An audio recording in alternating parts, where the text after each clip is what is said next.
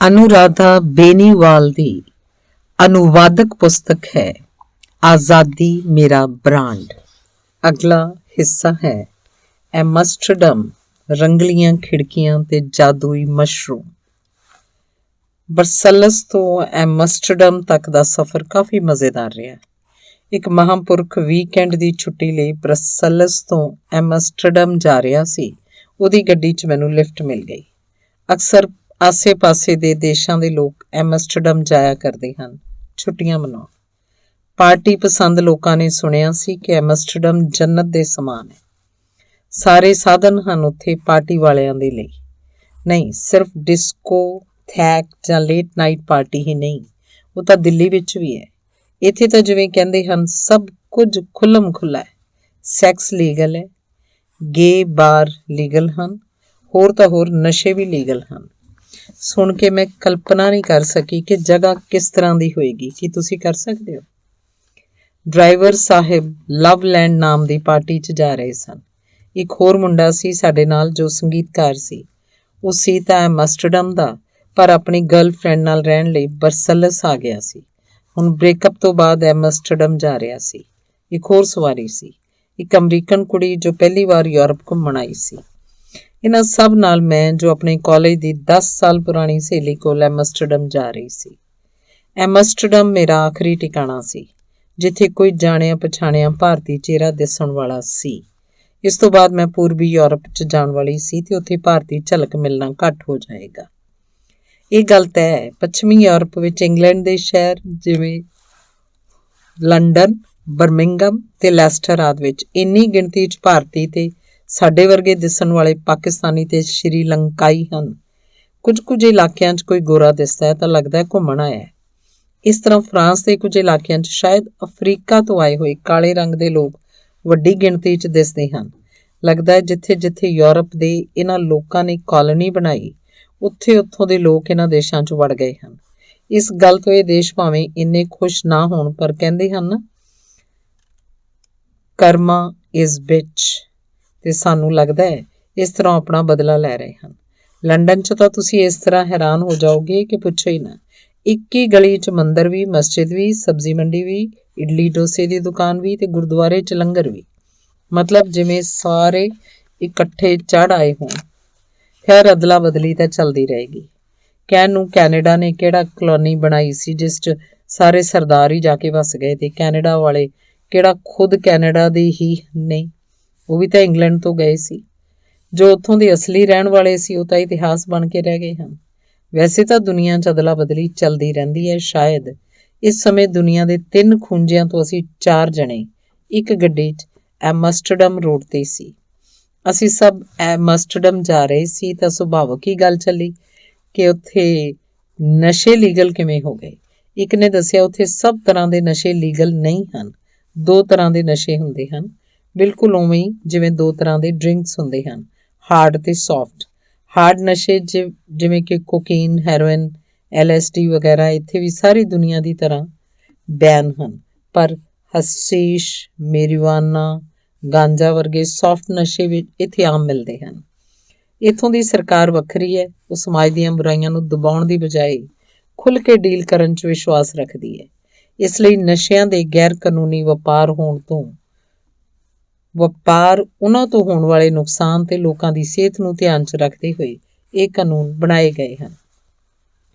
ਜੇਕਰ ਉੱਥੇ ਕੋਈ ਫਿਲਮ ਜਾਂ ਦੋਸਤ ਦੇ ਪ੍ਰਭਾਵ 'ਚ ਆ ਗਿਆ ਜਾਂ ਉਹਦਾ ਫੰਡਾ ਹੈ ਜ਼ਿੰਦਗੀ 'ਚ ਸਭ ਕੁਝ ਟਰਾਈ ਕਰਨਾ, ਤਾਂ ਉਹਨੇ ਝੂਠ ਬੋਲ ਕੇ ਲੁਕ ਛਿਪ ਕੇ ਕਿਸੇ ਹਨੇਰੀ ਥਾਂ ਜਾ ਕੇ ਦਲਾਲਾਂ ਦੇ ਜਾਲ 'ਚ ਫਸ ਕੇ ਆਪਣੀ ਸਿਹਤ ਤੇ ਜੇਬ ਨੂੰ ਖਤਰੇ 'ਚ ਨਹੀਂ ਪਾਉਣਾ।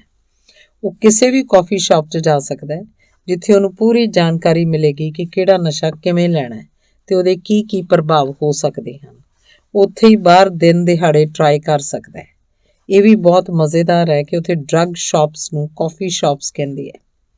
ਐਡਿਕਸ਼ਨ ਲੁਕ ਛਿਪ ਕੇ ਕਰਨ ਨਾਲ ਜ਼ਿਆਦਾ ਹੁੰਦਾ ਹੈ ਸ਼ਾਇਦ। ਬਹੁਤੇ ਲੋਕ ਤਾਂ ਲੁਕੋ ਕੇ ਕਰਨ ਦੇ ਰੋਮਾਂਚ ਦੇ ਕਾਰਨ ਹੀ ਬਹੁਤੀਆਂ ਚੀਜ਼ਾਂ ਕਰਦੇ ਹਨ।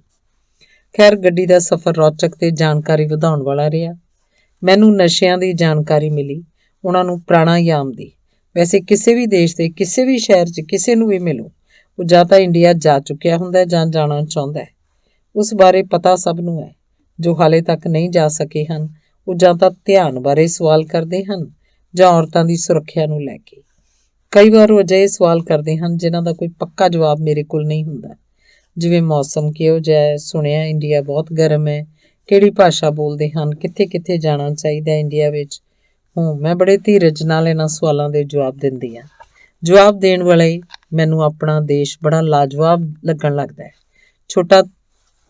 ਛੋਟਾ ਥੋੜ੍ਹੀ ਹੈ ਮੇਰਾ ਦੇਸ਼, ਇੱਕ ਮੌਸਮ ਥੋੜ੍ਹੀ ਹੈ ਮੇਰੇ ਦੇਸ਼ 'ਚ, ਤੇ ਨਾ ਹੀ ਇੱਕ ਭੂਗੋਲ ਹੈ, ਨਾ ਹੀ ਇੱਕ ਰੰਗ, ਨਾ ਹੀ ਇੱਕ ਢੰਗ। ਮੋਹ ਵੀ ਮੇਰੇ ਦੇਸ਼ 'ਚ ਹੈ, ਮਾਇਆ ਵੀ, ਧਰਮ ਵੀ ਹੈ, ਪਖੰਡ ਵੀ, ਧਿਆਨ ਵੀ ਹੈ, ਮੁਕਤੀ ਵੀ, ਸੀਤਾ ਵੀ ਹੈ, ਦੁਰਗਾ ਵੀ, ਦਇਆ ਵੀ ਹੈ ਤੇ ਹੰਕਾਰ ਵੀ, ਪਿਆਰ ਵੀ ਹੈ, ਮਜਬੂਰੀ ਵੀ। ਮੇਰੇ ਦੇਸ਼ 'ਚ ਕਦੇ ਗਏ ਤਾਂ ਯੋਜਨਾ ਬਣਾ ਕੇ ਨਾ ਜਾਇਓ, ਉਹ ਖੁਦ ਤੁਹਾਡੇ ਲਈ ਪਲਾਨ ਬਣਾਵੇਗਾ। ਖਾਲੀ ਦਿਮਾਗ ਲੈ ਕੇ ਜਾਇਓ, ਕੀ ਪਤਾ ਕਦੋਂ ਸਾਹਮਣੇ ਕੋਈ ਭੁੱਖਾ ਨੰਗਾ ਭਿਖਾਰੀ ਆ ਜਾਏ ਤੇ ਕਦੋਂ ਵੱਡੀਆਂ ਵੱਡੀਆਂ ਗੱਡੀਆਂ ਦਾ ਕਾਫਲਾ। ਕੋਈ ਪਤਾ ਨਹੀਂ ਕਦੋਂ ਕਿਸੇ ਦੀ ਜੇਬ ਕੱਟ ਲਈ ਜਾਏ ਤੇ ਕੋਈ ਪਤਾ ਨਹੀਂ ਕਦੋਂ ਕੋਈ ਤੁਹਾਨੂੰ ਆਪਣਾ ਪੇਟ ਕੱਟ ਕੇ ਖਵਾ ਦੇਵੇ। ਬੜਾ ਅਨੋਖਾ ਦੇਸ਼ ਹੈ ਮੇਰਾ। ਵੈਲਕਮ ਇਨ ਐਮਸਟਰਡਮ। ਸਭ ਤੋਂ ਪਹਿਲਾਂ ਮੈਂ ਐਮਸਟਰਡਮ ਵਿੱਚ ਇਹੀ ਪੜ੍ਹਿਆ। ਸਪਸ਼ਟ ਹੈ ਕਿ ਜੋ ਪਹਿਲਾ ਸ਼ਬਦ ਲਿਖਿਆ ਦਿਸਿਆ ਉਹ ਵੈਲਕਮ ਸੀ। ਇਸ ਵਿੱਚ ਅੰਗਰੇਜ਼ੀ ਵਾਲਾ ਕੋਈ ਯੱਬ ਨਹੀਂ ਸੀ। ਅੰਗਰੇਜ਼ੀ ਵਿੱਚ ਸੀ ਕਿਤੇ ਕ ਤੇ ਕਿਤੇ ਸ। ਇਹਨਾਂ ਨੇ ਇਹ ਸਭ ਯੱਬ ਖਤਮ ਕੀਤਾ ਤੇ ਲਓ ਭਾਈ ਕੇ ਨਾਲ ਵੈਲਕਮ ਬਣਾ ਲਓ। ਤਾਂ ਹੀ ਤਾਂ ਯੂਰਪੀ ਲੋਕਾਂ ਨੂੰ ਅੰਗਰੇਜ਼ੀ ਇੰਨੀ ਔਖੀ ਲੱਗਦੀ ਹੈ। ਲਿਪੀ ਭਾਵੇਂ ਇੱਕ ਹੋਵੇ ਪਰ ਉਚਾਰਨ ਸਾਰਿਆਂ ਦੇ ਬਿਲਕੁਲ ਅਲੱਗ। ਇਹ ਕੁਝ ਅੰਗਰੇਜ਼ੀ ਲੋਕਾਂ ਦੀ ਗੱਲ ਹੈ ਜੋ ਦਿਖਦੇ ਤਾਂ ਯੂਰਪੀਅਨ ਹਨ ਪਰ ਹਨ ਬਿਲਕੁਲ ਵੱਖਰੇ। ਮੌਸਮ ਇੱਕਦਮ ਵਧੀਆ ਸੀ। ਧੁੱਪ ਤੋਂ ਬਾਅਦ ਮੀਂਹ ਨੇ ਨਜ਼ਾਰਾ ਬੰਨ੍ਹ ਦਿੱਤਾ ਸੀ। ਮੈਨੂੰ ਲੱਗਾ ਥੋੜ੍ਹਾ ਸਮਾਂ ਠਹਿਰ ਜਾਵਾਂ ਸ਼ਹਿਰ 'ਚ ਤੇ ਐਵੇਂ ਥੋੜ੍ਹੀ ਜਾਣ ਪਛਾਣ ਬਣਾ ਲਵਾਂ ਸ਼ਹਿਰ ਨਾਲ, ਪਰ ਫਿਰ ਬੈਗ ਚੁੱਕ ਕੇ ਘੁੰਮਣਾ ਪੈਂਦਾ ਤੇ ਸਵੇਰ ਤੋਂ ਚਾਹ ਵੀ ਨਹੀਂ ਪੀਤੀ ਸੀ। ਚਾਹ ਦਾ ਖਿਆਲ ਆਉਂਦੇ ਹੀ ਲੱਗਾ ਕਿ ਸਿੱਧੀ ਦੋਸਤ ਦੇ ਘਰ ਜਾਵਾਂ। ਗੱਡੀ ਵਾਲੇ ਨੇ ਛੱਡਿਆ ਵੀ ਤਾਂ ਇੱਕਦਮ ਸਟੇਸ਼ਨ ਦੇ ਸਾਹਮਣੇ ਸੀ। ਹੁਣ ਕੌਣ ਬਾਰ-ਬਾਰ ਵਾਪਸ ਆਵੇ, ਇਹ ਸੋਚ ਕੇ ਮੈਂ ਸਟੇਸ਼ਨ ਦੇ ਅੰਦਰ ਚਲੀ ਗਈ ਤੇ ਸਨੇਹਾ ਦੇ ਘਰ ਲਈ ਨਿਕਲ ਪਈ। ਸਨੇਹਾ ਦਾ ਘਰ ਸ਼ਹਿਰ ਤੋਂ ਲਗਭਗ 30 ਮਿੰਟ ਦੀ ਦੂਰੀ ਤੇ ਸੀ ਤੇ ਉਹ ਮੈਨੂੰ ਸਟੇਸ਼ਨ ਤੋਂ ਲੈਣ ਆਉਣ ਵਾਲੀ ਸੀ। ਮਿਰਾਂਡਾ ਹਾਊਸ ਹੋਸਟਲ ਦੇ ਸੀ ਬਲਾਕ ਦੇ ਗੁਆਂਢੀ ਸੀ ਅਸੀਂ। 3 ਸਾਲਾਂ ਦਾ ਸਾਥ ਇਸ ਤਰ੍ਹਾਂ ਲੰਘਿਆ ਸੀ ਜਿਵੇਂ ਅਸੀਂ ਹਮੇਸ਼ਾ ਇਕੱਠੇ ਹੀ ਰਹਾਂਗੇ ਤੇ ਹੁਣ 8 ਸਾਲਾਂ ਤੋਂ ਇੱਕ ਦੂਜੇ ਦੀ ਸ਼ਕਲ ਵੀ ਨਹੀਂ ਵੇਖੀ ਸੀ। ਉਹ ਆਪਣੇ ਕਾਲਜ ਦੇ ਦੋਸਤ ਗੌਰਵ ਨਾਲ ਵਿਆਹ ਕਰਾ ਕੇ ਐਮਸਟਰਡਮ ਆ ਗਈ ਸੀ ਤੇ ਮੇਰਾ ਤਾਂ ਕੋਈ ਪੱਕਾ ਟਿਕਾਣਾ ਸੀ ਹੀ ਨਹੀਂ। ਕਦੋਂ ਸੋਚਿਆ ਸੀ ਕਿ ਜਿਸ ਨਾਲ ਇੰਨੇ ਸਾਲਾਂ ਤੋਂ ਦਿੱਲੀ 'ਚ ਮਿਲਣਾ ਨਹੀਂ ਹੋਇਆ, ਉਸ ਨਾਲ ਇੰਝ ਐਮਸਟਰਡਮ 'ਚ ਮੁਲਾਕਾਤ ਹੋਏਗੀ। ਪਤਾ ਨਹੀਂ ਕਿਸ ਹਾਲ 'ਚ ਹੋਏਗੀ, ਪਹਿਲਾਂ ਜੀ ਚੁਲਬੁਲੀ ਗੱਲੜੀ ਹੋਏਗੀ ਜਾਂ ਦੂਰ ਦੇਸ਼ 'ਚ ਆ ਕੇ ਬਦਲ ਗਈ ਹੋਏਗੀ। ਫੋਨ ਤੇ ਗੱਲ ਕਰਕੇ ਤਾਂ ਬਿਲਕੁਲ ਵੀ ਵੱਖਰੀ ਨਹੀਂ ਲੱਗੀ। ਖੈਰ ਅੱਗੇ ਦਾ ਤਾਂ ਮਿਲ ਕੇ ਹੀ ਪਤਾ ਲੱਗੇਗਾ। ਵੈਸੇ ਵੀ 2-3 ਦਿਨਾਂ ਦੀ ਹੀ ਗੱਲ ਸੀ। ਸਨੇਹਾ ਦਾ ਘਰ ਤਾਂ ਇੱਕਦਮ ਐਮਸਟਰਡਮ ਹੀ ਸੀ। ਬਹੁਤ ਹੀ ਸੋਹਣਾ ਤੇ ਨਵੇਂ ਅੰਦਾਜ਼ ਦਾ। ਡਰਾਇੰਗ ਰੂਮ ਦਾ ਫਰਨੀਚਰ ਲਾਲ ਤੇ ਕਾਲੇ ਰੰਗ ਦੇ ਮੇਲ 'ਚ ਬਹੁਤ ਹੀ ਸੋਹਣੇ ਢੰਗ ਨਾਲ ਸਜਿਆ ਹੋਇਆ ਸੀ। ਖੁੱਲ੍ਹੀ ਰਸੋਈ 'ਚ ਕਈ ਤਰ੍ਹਾਂ ਦੇ ਬੂਟੇ ਲਾਏ ਹੋਏ ਸੀ ਤੇ ਗਮਲੇ ਸੀ। ਸਾਰੇ ਸੋਹਣੇ ਸੂਹੇ ਲਾਲ।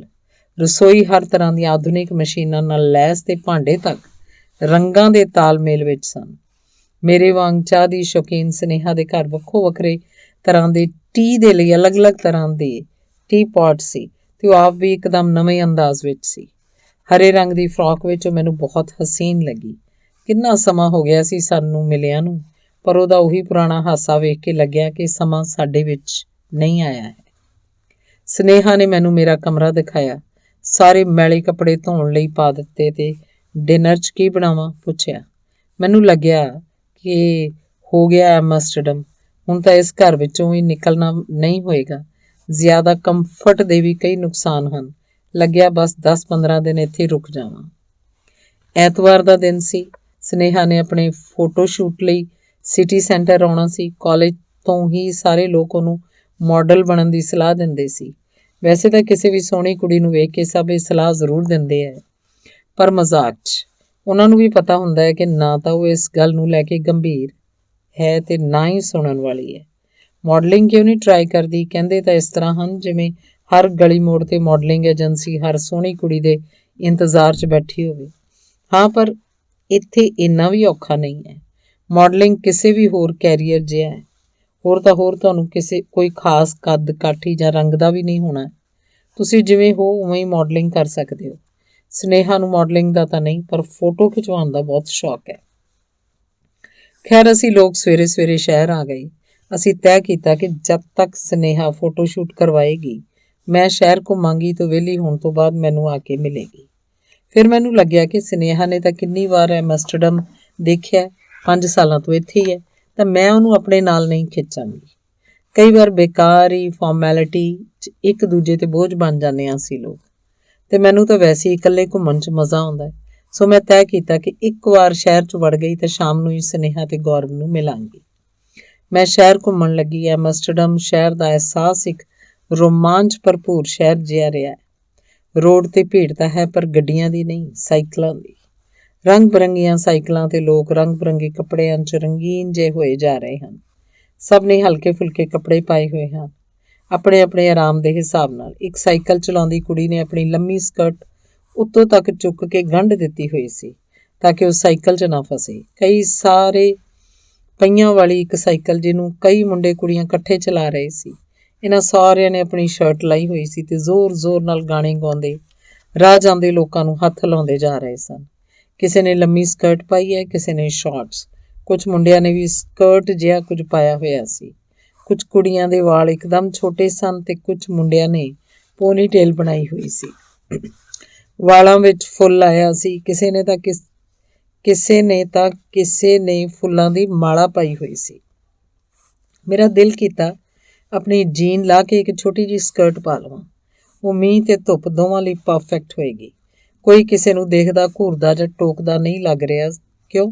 ਕੀ ਇਹਨਾਂ ਨੂੰ ਆਪਣੇ ਸੱਭਿਆਚਾਰ ਦੀ ਕੋਈ ਚਿੰਤਾ ਨਹੀਂ ਸੀ? ਕੀ ਹੈ ਇਹਨਾਂ ਦਾ ਸੱਭਿਆਚਾਰ? ਪਤਾ ਨਹੀਂ ਕੀ ਸੀ, ਪਰ ਜੋ ਵੀ ਸੀ ਕਾਫੀ ਸਹਿਜ ਦਿਖਾਈ ਦੇ ਰਿਹਾ ਸੀ। ਹੁਣ ਮੈਂ ਸਕਰਟ ਵਿੱਚ ਸੀ। ਇੰਨੀ ਛੋਟੀ ਸਕਰਟ ਮੈਂ ਪਹਿਲਾਂ ਕਦੇ ਨਹੀਂ ਪਾਈ। ਆਪਣੇ ਸਰੀਰ ਨਾਲ ਇੰਨੀ ਕੰਫਰਟੇਬਲ ਵੀ ਸ਼ਾਇਦ ਪਹਿਲਾਂ ਕਦੇ ਨਹੀਂ ਹੋਈ। ਕਦੇ ਮੈਨੂੰ ਆਪਣਾ ਸਰੀਰ ਇੰਨਾ ਚੰਗਾ ਨਹੀਂ ਲੱਗਿਆ। ਮੈਨੂੰ ਆਪਣੇ ਸਟ੍ਰੈਚ ਮਾਰਕਸ ਤੋਂ ਨਫ਼ਰਤ ਸੀ ਅਤੇ ਆਪਣੇ ਥੰਡਰ ਥਾਈਜ਼ ਤੋਂ ਵੀ। ਪਰ ਇੱਥੇ ਤਾਂ ਹਰ ਸ਼ੇਪ ਅਤੇ ਸਾਈਜ਼ ਦੀਆਂ ਔਰਤਾਂ ਨੇ ਹਰ ਤਰ੍ਹਾਂ ਦੇ, ਹਰ ਸਾਈਜ਼ ਦੇ ਕੱਪੜੇ ਪਾਏ ਹੋਏ ਸਨ। ਸਭ ਮੋਟੀਆਂ ਪਤਲੀਆਂ ਔਰਤਾਂ ਇੱਕੋ ਜਿਹੀ ਹੌਸਲੇ 'ਚ ਦਿਖਦੀਆਂ ਸੀ। ਮੈਂ ਵੀ ਇਹਨਾਂ 'ਚ ਇਸ ਤਰ੍ਹਾਂ ਮਹਿਸੂਸ ਕਰ ਰਹੀ ਸੀ ਜਿਵੇਂ ਆਪਣੇ ਘਰ 'ਚ ਇਕੱਲੀ ਹੋਵਾਂ, ਜਿੱਥੇ ਨਾ ਥੰਡਰ ਥਾਈਜ਼ ਤੋਂ ਫਰਕ ਪੈਂਦਾ, ਨਾ ਸਟ੍ਰੈਚ ਮਾਰਕਸ ਤੋਂ। ਇੱਥੇ ਜਿਵੇਂ ਕਿਸੇ ਨੂੰ ਕਿਸੇ ਤੋਂ ਕੋਈ ਮਤਲਬ ਹੀ ਨਹੀਂ ਸੀ, ਸਭ ਬੇਫਿਕਰ ਸੀ। ਮੈਂ ਵੀ ਹੋ ਗਈ। ਥੋੜ੍ਹਾ ਅੱਗੇ ਬਾਜ਼ਾਰ 'ਚ ਇੱਕ ਕੁੜੀ ਨੇ ਜਦ ਕਿਹਾ ਨਾਈਸ ਸਕਰਟ, ਤਾਂ ਮੈਨੂੰ ਮੇਰੀਆਂ ਲੱਤਾਂ ਇੱਕ ਨਵੇਂ ਸਿਰੇ ਤੋਂ ਚੰਗੀਆਂ ਲੱਗੀਆਂ। ਹੁਣ ਮੈਂ ਫੋਟੋ ਖਿਚਾ ਸਕਦੀ ਹਾਂ। ਸਾਈਕਲਾਂ ਦਾ ਜਿਵੇਂ ਆਤੰਕ ਹੈ ਇਸ ਸ਼ਹਿਰ 'ਚ। ਕੋਈ ਵੀ ਇਹੋ ਜਿਹੀ ਸੜਕ ਨਹੀਂ ਜਿੱਥੇ ਉਹਨਾਂ ਦੀ ਵੱਖਰੀ ਲੇਨ ਨਾ ਹੋਵੇ। ਉਹਨਾਂ ਦੀ ਲੇਨ ਗੱਡੀਆਂ ਦੀ ਲੇਨ ਨਾਲੋਂ ਚੌੜੀ ਸੀ ਅਤੇ ਮਜਾਲ ਕਿ ਕੋਈ ਗੱਡੀ ਸਾਈਕਲ ਨੂੰ ਟੱਚ ਕਰ ਜਾਏ ਜਾਂ ਕੋਈ ਇਨਸਾਨ ਸਾਈਕਲ ਦੀ ਲੇਨ 'ਤੇ ਗਲਤੀ ਨਾਲ ਵੀ ਆ ਜਾਏ। ਸਾਰੇ ਸਾਈਕਲਾਂ ਵਾਲੇ ਟੁੱਟ ਪੈਂਦੇ ਸਨ ਇਕੱਠੇ। ਵੱਡੀ ਫੈਮਿਲੀ ਹੋਣਾ ਵੀ ਗੱਡੀ ਲੈਣ ਦਾ ਬਹਾਨਾ ਨਹੀਂ ਹੈ ਇੱਥੇ। ਕੁਝ ਸਾਈਕਲਾਂ 'ਤੇ ਅੱਗੇ ਦੀ ਸੀਟ ਦੀ ਬਜਾਏ ਇੱਕ ਵੱਡੀ ਜਿਹੀ ਟੋਕਰੀ ਹੈ ਜਿਸ ਵਿੱਚ ਛੋਟੇ ਬੱਚਿਆਂ ਦੇ ਬੈਠਣ ਦਾ ਇੰਤਜ਼ਾਮ ਹੈ। ਇਸ ਟੋਕਰੀ ਨੂੰ ਮੀਂਹ ਦੇ ਸਮੇਂ ਉੱਤੋਂ ਢੱਕਣ ਦਾ ਵੀ ਇੰਤਜ਼ਾਮ ਸੀ। ਮੀਂਹ ਰੁਕ ਰੁਕ ਕੇ ਪੈਂਦਾ ਹੈ ਉੱਥੇ, ਮੁੰਬਈ ਦੀ ਤਰ੍ਹਾਂ। ਹੁਣੇ ਧੁੱਪ, ਹੁਣੇ ਮੀਂਹ। ਕਿੰਨੀਆਂ ਨਹਿਰਾਂ ਹਨ ਇਸ ਸ਼ਹਿਰ 'ਚ। ਸੁਣਿਆ ਕੁੱਲ 165 ਦੇ ਨੇੜੇ ਤੇੜੇ। 100 ਕਿਲੋਮੀਟਰ ਲੰਬਾਈ ਹੈ ਇਹਨਾਂ ਦੀ ਅਤੇ ਇਹਨਾਂ ਉੱਤੇ 1500 ਤੋਂ ਜ਼ਿਆਦਾ ਪੁਲ ਬਣੇ ਹੋਏ ਹਨ। ਹਰ 2 ਸੜਕਾਂ ਦੇ ਵਿਚਕਾਰ ਇੱਕ ਨਹਿਰ ਹੈ ਅਤੇ ਉਸ 'ਚ ਚੱਲਦੀਆਂ ਹਨ ਕਿਸ਼ਤੀਆਂ। ਮੈਂ ਜਦੋਂ ਪੁਲ 'ਤੇ ਖੜ੍ਹੀ ਹਾਂ ਤਾਂ ਮੈਨੂੰ ਗੱਡੀ, ਟਰਾਮ, ਸਾਈਕਲ, ਸਕੂਟਰ ਅਤੇ ਕਿਸ਼ਤੀ ਸਭ ਦਿਖਦੇ ਹਨ। ਉਸੇ ਸਮੇਂ ਉੱਪਰ ਇੱਕ ਹਵਾਈ ਜਹਾਜ਼ ਵੀ ਉੱਡ ਰਿਹਾ ਹੋਵੇ ਤਾਂ ਇੱਕ ਥਾਂ ਖੜ੍ਹੇ ਆਵਾਜਾਈ ਦੇ ਸਾਰੇ ਸਾਧਨ ਵੇਖ ਲਓ ਤੁਸੀਂ। ਇੰਨੀਆਂ ਨਹਿਰਾਂ ਵਾਲੇ ਇਸ ਦੇਸ਼ ਦਾ ਨਾਮ ਨੀਦਰਲੈਂਡ ਐਵੇਂ ਨਹੀਂ ਪਿਆ ਹੋਇਆ। ਡੱਚ ਭਾਸ਼ਾ ਵਿੱਚ ਨੇਦਰ ਦਾ ਮਤਲਬ ਹੈ ਹੇਠਾਂ, ਇਸੇ ਤੋਂ ਬਣਿਆ ਨੀਦਰਲੈਂਡ, ਜਿਹਦਾ ਇੱਕ ਵੱਡਾ ਹਿੱਸਾ ਸਮੁੰਦਰ ਦੇ ਪੱਧਰ ਦੇ ਹੇਠਾਂ ਹੈ। ਤਾਂ ਹੀ ਜਿੰਨੀ ਜ਼ਮੀਨ ਹੈ ਇੱਥੇ, ਓਨਾ ਹੀ ਪਾਣੀ ਵੀ। ਸ਼ਹਿਰ 'ਚ ਗੱਡੀਆਂ ਤਾਂ ਸਿਰਫ 1-2 ਹੀ ਦਿਖਦੀਆਂ ਹਨ। ਰੋਡ 'ਤੇ ਟਰਾਮ ਜ਼ਰੂਰ ਚੱਲਦੀ ਹੈ, ਜੋ ਚੱਲਦੀਆਂ ਸਾਈਕਲਾਂ ਅਤੇ ਤੁਰਦੇ ਇਨਸਾਨਾਂ ਦੇ ਵਿੱਚ ਸੱਪ ਦੀ ਫੁਰਤੀ ਵਾਂਗ ਲੰਘਦੀ ਹੈ। ਸਾਹਮਣੇ ਇੱਕਦਮ ਤੋਂ ਕੋਈ ਮੇਰੇ ਵਰਗਾ ਭੁੱਲਿਆ ਭਟਕਿਆ ਆ ਜਾਏ ਤਾਂ ਹਾਰਨ ਦੀ ਇੱਕ ਤਿੱਖੀ ਆਵਾਜ਼ ਆਉਂਦੀ ਹੈ ਅਤੇ ਬ੍ਰੇਕ ਲਾ ਕੇ ਟਰਾਮ ਰੁਕ ਜਾਂਦੀ ਹੈ। ਫਿਰ ਹੌਲੀ ਹੌਲੀ ਤੁਰ ਪੈਂਦੀ ਹੈ। ਤੁਰਦੇ ਫਿਰਦੇ ਮੈਂ ਪਹੁੰਚੀ ਉਸ ਥਾਂ ਜਿੱਥੇ ਲਿਖਿਆ ਹੈ I am Amsterdam। ਸੋਵੇਨੀਅਰ ਫੋਟੋ ਖਿਚਵਾਉਣ ਦੀ ਇੱਕਦਮ ਸਹੀ ਥਾਂ। ਇੱਥੇ ਫੋਟੋ ਤਾਂ ਖਿੱਚੀ ਜਾਏਗੀ, ਪਰ ਫੋਟੋ ਵਿੱਚ ਘੱਟ ਤੋਂ ਘੱਟ 15-20 ਲੋਕ ਹੋਰ ਹੋਣਗੇ। ਸਾਰੇ ਲਾਈਨ ਲਾ ਕੇ ਫੋਟੋ ਖਿਚਵਾ ਰਹੇ ਹਨ। ਕੁਝ ਤਾਂ ਬਸ ਐਮ ਅੱਖਰ ਦੇ ਉੱਤੇ ਹੀ ਬੈਠ ਗਏ ਹਨ ਕਿ ਜਿਵੇਂ ਬਸ ਉਹੀ ਹੋਣ ਨੀਦਰਲੈਂਡ। ਕੁਝ ਸਮਾਂ ਇੰਤਜ਼ਾਰ ਕੀਤਾ ਕਿ ਕੋਈ ਉਤਰੇ ਤਾਂ ਮੈਂ ਵੀ ਖਿਚਵਾ ਲਵਾਂ, ਪਰ ਇਕੱਲੀ ਸੀ ਤਾਂ ਹਰ ਕੋਈ ਮੈਨੂੰ ਹੀ ਕੈਮਰਾ ਫੜਾ ਦਿੰਦਾ। Can you make a photo please? ਸਭ ਦਾ ਫੋਟੋ ਸੈਸ਼ਨ ਕਰਨ ਤੋਂ ਬਾਅਦ ਅੱਕ ਕੇ ਮੈਂ ਵੀ 2-3 ਫੋਟੋਆਂ ਕਰਵਾਈ ਲਈਆਂ ਉਹਨਾਂ ਲੋਕਾਂ ਦੇ ਨਾਲ। ਐਮਸਟਰਡਮ ਸ਼ਹਿਰ ਵਿੱਚ ਗੁਆਚਣ ਦੇ ਚਾਂਸ ਘੱਟ ਹਨ ਤੇ ਕੁਝ ਲੱਭਣ ਦੇ ਵੀ। ਇੱਕ ਤਾਂ ਵਿਚਕਾਰ ਵਹਿੰਦੀਆਂ ਨਹਿਰਾਂ ਦੇ ਕਾਰਨ ਸਾਰੀਆਂ ਗਲੀਆਂ ਇੱਕੋ ਜਿਹੀਆਂ ਲੱਗਦੀਆਂ ਹਨ। ਜੇਕਰ ਤੁਸੀਂ ਅਣਜਾਣੀ ਜਿਹੀ ਕਿਸੇ ਨਹਿਰ ਦੀ ਨਿਸ਼ਾਨੀ ਰੱਖ ਲਓ ਤਾਂ ਬਸ ਹੋਰ ਸਭ ਕੁਝ ਮਿਲ ਜਾਏਗਾ, ਉਹੀ ਨਹੀਂ ਮਿਲੇਗੀ ਜਿਹਨੂੰ ਲੱਭ ਰਹੇ ਹੋ। ਪਰ ਗੁਆਚਣਾ ਵੀ ਇੱਥੇ ਓਨਾ ਹੀ ਔਖਾ ਹੈ, ਕਿਉਂਕਿ ਕੋਈ ਵੀ ਨਹਿਰ ਫੜ ਕੇ ਤੁਰ ਪਓ, ਆਖਰ ਪਹੁੰਚੋਗੇ ਤਾਂ ਐਮਸਟਲ ਨਦੀ ਦੇ ਕੋਲ। ਸਾਰੀਆਂ ਨਹਿਰਾਂ ਗੋਲ-ਗੋਲ ਸ਼ਹਿਰ 'ਚ ਮੱਕੜੀ ਦੇ ਜਾਲ ਵਾਂਗ ਵਿਛੀਆਂ ਹਨ। ਦੋਵਾਂ ਸਿਰਿਆਂ ਤੋਂ ਐਮਸਟਲ ਦੇ ਨਾਲ ਲੱਗਦੇ ਸਾਰੇ ਸ਼ਹਿਰ ਨੂੰ ਘੇਰਦੀਆਂ। ਸ਼ੁਕਰ ਹੈ ਲੋਕ ਰਾਹ ਦੱਸਣ ਨੂੰ ਕਾਹਲੇ ਪਏ ਰਹਿੰਦੇ ਹਨ। ਸਾਰੇ ਅੰਗਰੇਜ਼ੀ ਜਾਣਦੇ ਲੱਗਦੇ ਹਨ। ਕਿਸੇ ਨੂੰ ਰਾਹ ਜਾਂ ਪਤਾ ਪੁੱਛੋ, ਭਾਸ਼ਾ ਦੀ ਦਿੱਕਤ ਨਹੀਂ ਆਉਂਦੀ। ਪਰ ਸਨੇਹਾ ਨੇ ਦੱਸਿਆ ਕਿ ਜੇਕਰ ਡੱਚ ਨਹੀਂ ਆਉਂਦੀ ਤਾਂ ਨੌਕਰੀ ਮਿਲਣ 'ਚ ਦਿੱਕਤ ਹੋ ਸਕਦੀ ਹੈ, ਤੇ ਨੌਕਰੀ ਮਿਲ ਵੀ ਜਾਏ ਤਾਂ ਪ੍ਰਮੋਸ਼ਨ 'ਚ ਪਰੇਸ਼ਾਨੀ ਆਉਂਦੀ ਹੈ। ਡੱਚ ਜਾਣਨ ਵਾਲਿਆਂ ਨੂੰ ਪਹਿਲ ਦਿੱਤੀ ਜਾਂਦੀ ਹੈ। ਇਸ ਤਰ੍ਹਾਂ ਹੀ ਬਰਸਲਜ਼ 'ਚ ਸੀ ਤੇ ਪੈਰਿਸ ਵਿੱਚ ਵੀ। ਖੈਰ ਇਹ ਤਾਂ ਵੱਡੇ ਸ਼ਹਿਰ ਸਨ, ਰਾਜਧਾਨੀ ਸ਼ਹਿਰ। ਜਿਵੇਂ ਕਿ ਵੱਡੇ ਸ਼ਹਿਰਾਂ 'ਚ ਟੂਰਿਜ਼ਮ ਬਹੁਤ ਹੈ, ਜੋ ਕੰਮ ਧੰਦੇ ਦਾ ਇੱਕ ਵੱਡਾ ਸਾਧਨ ਵੀ ਹੈ। ਤਾਂ ਹੀ ਸ਼ਾਇਦ ਸਭ ਅੰਗਰੇਜ਼ੀ ਜਾਣਦੇ ਹਨ ਤੇ ਅੰਗਰੇਜ਼ੀ ਜਾਣਨ ਵਾਲਿਆਂ ਤੋਂ ਪਰਹੇਜ਼ ਨਹੀਂ ਕਰਦੇ। ਯੂਰਪ ਦੇ ਇਹਨਾਂ ਦੇਸ਼ਾਂ 'ਚ ਮਾਤ ਭਾਸ਼ਾ ਨੂੰ ਪਹਿਲ ਦਿੱਤੀ ਜਾਂਦੀ ਹੈ। ਇੱਥੋਂ ਦੇ ਸਕੂਲਾਂ 'ਚ ਅੰਗਰੇਜ਼ੀ ਲਾਜ਼ਮੀ ਨਹੀਂ ਹੈ। ਕਿਸੇ ਬੁੱਕ ਸ਼ਾਪ 'ਤੇ ਜਾਣ 'ਤੇ 95% ਕਿਤਾਬਾਂ ਖੇਤਰੀ ਭਾਸ਼ਾ 'ਚ ਮਿਲਦੀਆਂ ਹਨ। ਅੰਗਰੇਜ਼ੀ ਦੀਆਂ ਕਿਤਾਬਾਂ ਲੱਭਣ ਵਾਸਤੇ ਮਿਹਨਤ ਕਰਨੀ ਪੈਂਦੀ ਹੈ। ਲਗਭਗ ਸਾਰੇ ਸਾਈਨ ਬੋਰਡ, ਟਿਕਟ ਮਸ਼ੀਨਾਂ, ATM ਮਸ਼ੀਨਾਂ ਸਭ ਲੋਕਲ ਭਾਸ਼ਾ 'ਚ ਹਨ। ਜ਼ਿਆਦਾਤਰ ਸਮਝਦਾਰ ਟੂਰਿਸਟ ਆਪਣੇ ਫੋਨ ਵਿੱਚ ਟਰਾਂਸਲੇਟਰ ਰੱਖਦੇ ਹਨ। ਇਸੇ ਸਮਝਦਾਰੀ 'ਚ ਨਵੀਂ ਭਾਸ਼ਾ ਵੀ ਸਿੱਖ ਲੈਂਦੇ ਹੋਣਗੇ। ਮੈਂ ਕਿੱਥੇ ਇੰਨੀ ਸਮਝਦਾਰ, ਹੁਣ ਤੱਕ ਕੰਮ ਚੱਲ ਗਿਆ, ਅੱਗੇ ਵੀ ਚੱਲ ਜਾਏਗਾ ਦੇ ਨਾਅਰੇ ਦੇ ਨਾਲ ਅੱਗੇ ਵੱਧਦੀ ਜਾਂਦੀ ਹਾਂ। ਸ਼ਹਿਰ ਦੀ ਨਾਮੀ ਇਮਾਰਤ ਦੇਖਾਂ ਨਾ ਦੇਖਾਂ, ਉੱਥੋਂ ਦਾ ਮਸ਼ਹੂਰ ਖਾਣਾ ਜ਼ਰੂਰ ਖਾਂਦੀ ਹਾਂ, ਫਿਰ ਚਾਹੇ ਉਹ ਕੱਚੀ ਮੱਛੀ ਕਿਉਂ ਨਾ ਹੋਵੇ। ਹੁਣ ਮੈਂ ਲੱਭਣੀ ਸੀ ਇੱਕ ਇਹੋ ਜਿਹੀ ਖਾਸ ਦੁਕਾਨ ਜਿੱਥੇ ਮਿਲਦੀ ਹੋਵੇ ਡੱਚ ਹੇਰਿੰਗ। ਕੱਚੀ ਹੇਰਿੰਗ ਮੱਛੀ ਡੱਚ ਲੋਕਾਂ ਦੀ ਪਰੰਪਰਾਗਤ ਡਿਸ਼ ਹੈ। ਵੈਸੇ ਇੰਨੀ ਕੱਚੀ ਵੀ ਨਹੀਂ ਹੁੰਦੀ। ਹੇਰਿੰਗ ਨੂੰ 2 ਦਿਨਾਂ ਤੱਕ ਲੂਣ ਤੇ ਬਰਫ਼ 'ਚ ਰੱਖਿਆ ਜਾਂਦਾ ਹੈ, ਜਿਵੇਂ ਉਸੇ ਵਿੱਚ ਪੱਕਦੀ ਹੋਵੇ। ਦੁਕਾਨਦਾਰ ਨੇ ਦੱਸਿਆ ਕਿ ਇਹਨੂੰ ਸਿਰਫ ਮਈ, ਜੂਨ ਤੇ ਜੁਲਾਈ ਦੇ ਮਹੀਨੇ 'ਚ ਹੀ ਫੜਿਆ ਜਾ ਸਕਦਾ ਹੈ, ਪਰ ਜੇਕਰ ਨਮਕ ਦੇ ਬੈਰਲ 'ਚ ਰੱਖਿਆ ਜਾਵੇ ਤਾਂ ਪੂਰੀਆਂ ਸਰਦੀਆਂ ਖਾ ਸਕਦੇ ਹਾਂ। ਉਸਨੇ ਇੱਕ ਹੇਰਿੰਗ ਕੱਚੇ ਪਿਆਜ਼ ਤੇ ਡੱਚ ਝੰਡੇ ਦੀ ਟੁੱਥਪਿਕ ਨਾਲ ਫੜਾ ਦਿੱਤੀ। ਟੇਸਟ ਬਿਲਕੁਲ ਇਹੋ ਜਿਹਾ ਸੀ ਜਿਵੇਂ ਤੁਸੀਂ ਸੋਚ ਰਹੇ ਹੋ, ਕੱਚਾ, ਗਿਲਗਿਲਾ, ਨਮਕੀਨ ਤੇ ਠੰਡਾ। ਲੋਕਾਂ ਦਾ ਮੰਨਣਾ ਹੈ ਕਿ ਇਹਨੂੰ ਖਾਣ ਨਾਲ ਦਾਰੂ ਦਾ ਹੈਂਗਓਵਰ ਲੈ ਜਾਂਦਾ ਹੈ। ਵਾਕਈ ਇਹਨੂੰ ਖਾਣ ਨਾਲ ਤਾਂ ਕਿਸੇ ਵੀ ਚੀਜ਼ ਦਾ ਹੈਂਗਓਵਰ ਲੈ ਜਾਏਗਾ। ਚਲੋ ਫੇਮਸ ਡਿਸ਼ ਤਾਂ ਚੈੱਕ ਕੀਤੀ, ਹੁਣ ਕੁਝ ਇਸ ਦਾ ਹੈਂਗਓਵਰ ਲਾਉਣ ਲਈ ਲੱਭਿਆ ਜਾਵੇ। ਇਸ ਸ਼ਹਿਰ 'ਚ ਥਾਂ-ਥਾਂ ਫ੍ਰੀ ਵਾਈਫਾਈ ਹੈ। ਸ਼ਾਇਦ ਭਾਰਤ ਦੇ ਨੇਤਾ ਇੱਥੋਂ ਹੀ ਇਹ ਆਈਡੀਆ ਲੈ ਕੇ ਵੋਟਾਂ ਦੇ ਲਈ ਸੁਪਨੇ ਵੇਚਦੇ ਰਹਿੰਦੇ ਹਨ। ਯੂਰਪ ਦੇ ਜ਼ਿਆਦਾਤਰ ਸ਼ਹਿਰਾਂ ਦੀਆਂ ਟੂਰਿਸਟ ਥਾਵਾਂ 'ਤੇ ਵਾਈਫਾਈ ਫ੍ਰੀ ਹੁੰਦਾ ਹੈ, ਲਿਮਿਟਿਡ ਟਾਈਮ ਲਈ, ਕਿਤੇ 30 ਮਿੰਟ ਤਾਂ ਕਿਤੇ 1 ਘੰਟਾ, ਤਾਂ ਕਿ ਤੁਸੀਂ ਕਿਤੇ ਗੁਆਚ ਗਏ ਹੋ ਜਾਂ ਕੋਈ ਰਾਹ ਲੱਭ ਰਹੇ ਹੋ ਤਾਂ ਲੱਭ ਸਕੋ। ਕੋਈ ਜ਼ਰੂਰੀ ਮੇਲ ਪੜ੍ਹਨਾ ਚਾਹੁੰਦੇ ਹੋ ਜਾਂ ਕਿਸੇ ਚੀਜ਼ ਦੇ ਬਾਰੇ ਪਤਾ ਕਰਨਾ ਚਾਹੁੰਦੇ ਹੋ ਤਾਂ ਆਪਣੇ ਫੋਨ 'ਤੇ ਫ੍ਰੀ ਬਰਾਊਜ਼ ਕਰ ਸਕਦੇ ਹੋ। ਵੈਸੇ ਤਾਂ ਲਗਭਗ ਸਾਰੀਆਂ ਚਾਹ ਕੌਫੀ ਦੀਆਂ ਦੁਕਾਨਾਂ 'ਤੇ ਵਾਈਫਾਈ ਫ੍ਰੀ ਹੁੰਦਾ ਹੈ, ਪਰ ਮੈਨੂੰ ਜੇਕਰ ਹਰ ਵਾਰ ਗੁਆਚ ਜਾਣ 'ਤੇ ਕੌਫੀ ਪੀਣੀ ਪੈਂਦੀ ਤਾਂ ਕਾਫੀ ਪਰੇਸ਼ਾਨੀ ਹੋ ਜਾਂਦੀ। ਇਸ ਤਰ੍ਹਾਂ ਫ੍ਰੀ ਵਾਈਫਾਈ ਕਾਫੀ ਮਦਦਗਾਰ ਰਿਹਾ। ਮੈਂ ਐਨ ਫਰੈਂਕ ਮਿਊਜ਼ੀਅਮ ਜਾਣਾ ਸੀ। ਇੱਕ ਵਾਰ ਫੋਨ 'ਤੇ ਡਾਇਰੈਕਸ਼ਨ ਦੇਖ ਕੇ ਮੈਂ ਇੱਕ ਵੱਡੀ ਭੀੜ ਦੇ ਪਿੱਛੇ ਤੁਰ ਪਈ। ਰਾਹ 'ਚ ਮੈਨੂੰ ਦਿਸੀ ਇੱਕ ਕੌਫੀ ਸ਼ਾਪ। ਜੀ ਹਾਂ, ਉਹੀ ਕੌਫੀ ਸ਼ਾਪ।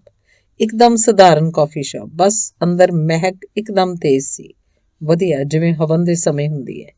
ਮੈਨਿਊ ਵਿੱਚ ਚਾਹ, ਕੌਫੀ, ਠੰਡੇ ਦੇ ਨਾਲ-ਨਾਲ marijuana with tobacco, magic mushroom, hash, Moroccan hash ਤੇ ਉਹਨਾਂ ਵਿੱਚ ਤਰ੍ਹਾਂ-ਤਰ੍ਹਾਂ ਦੇ ਫਲੇਵਰ।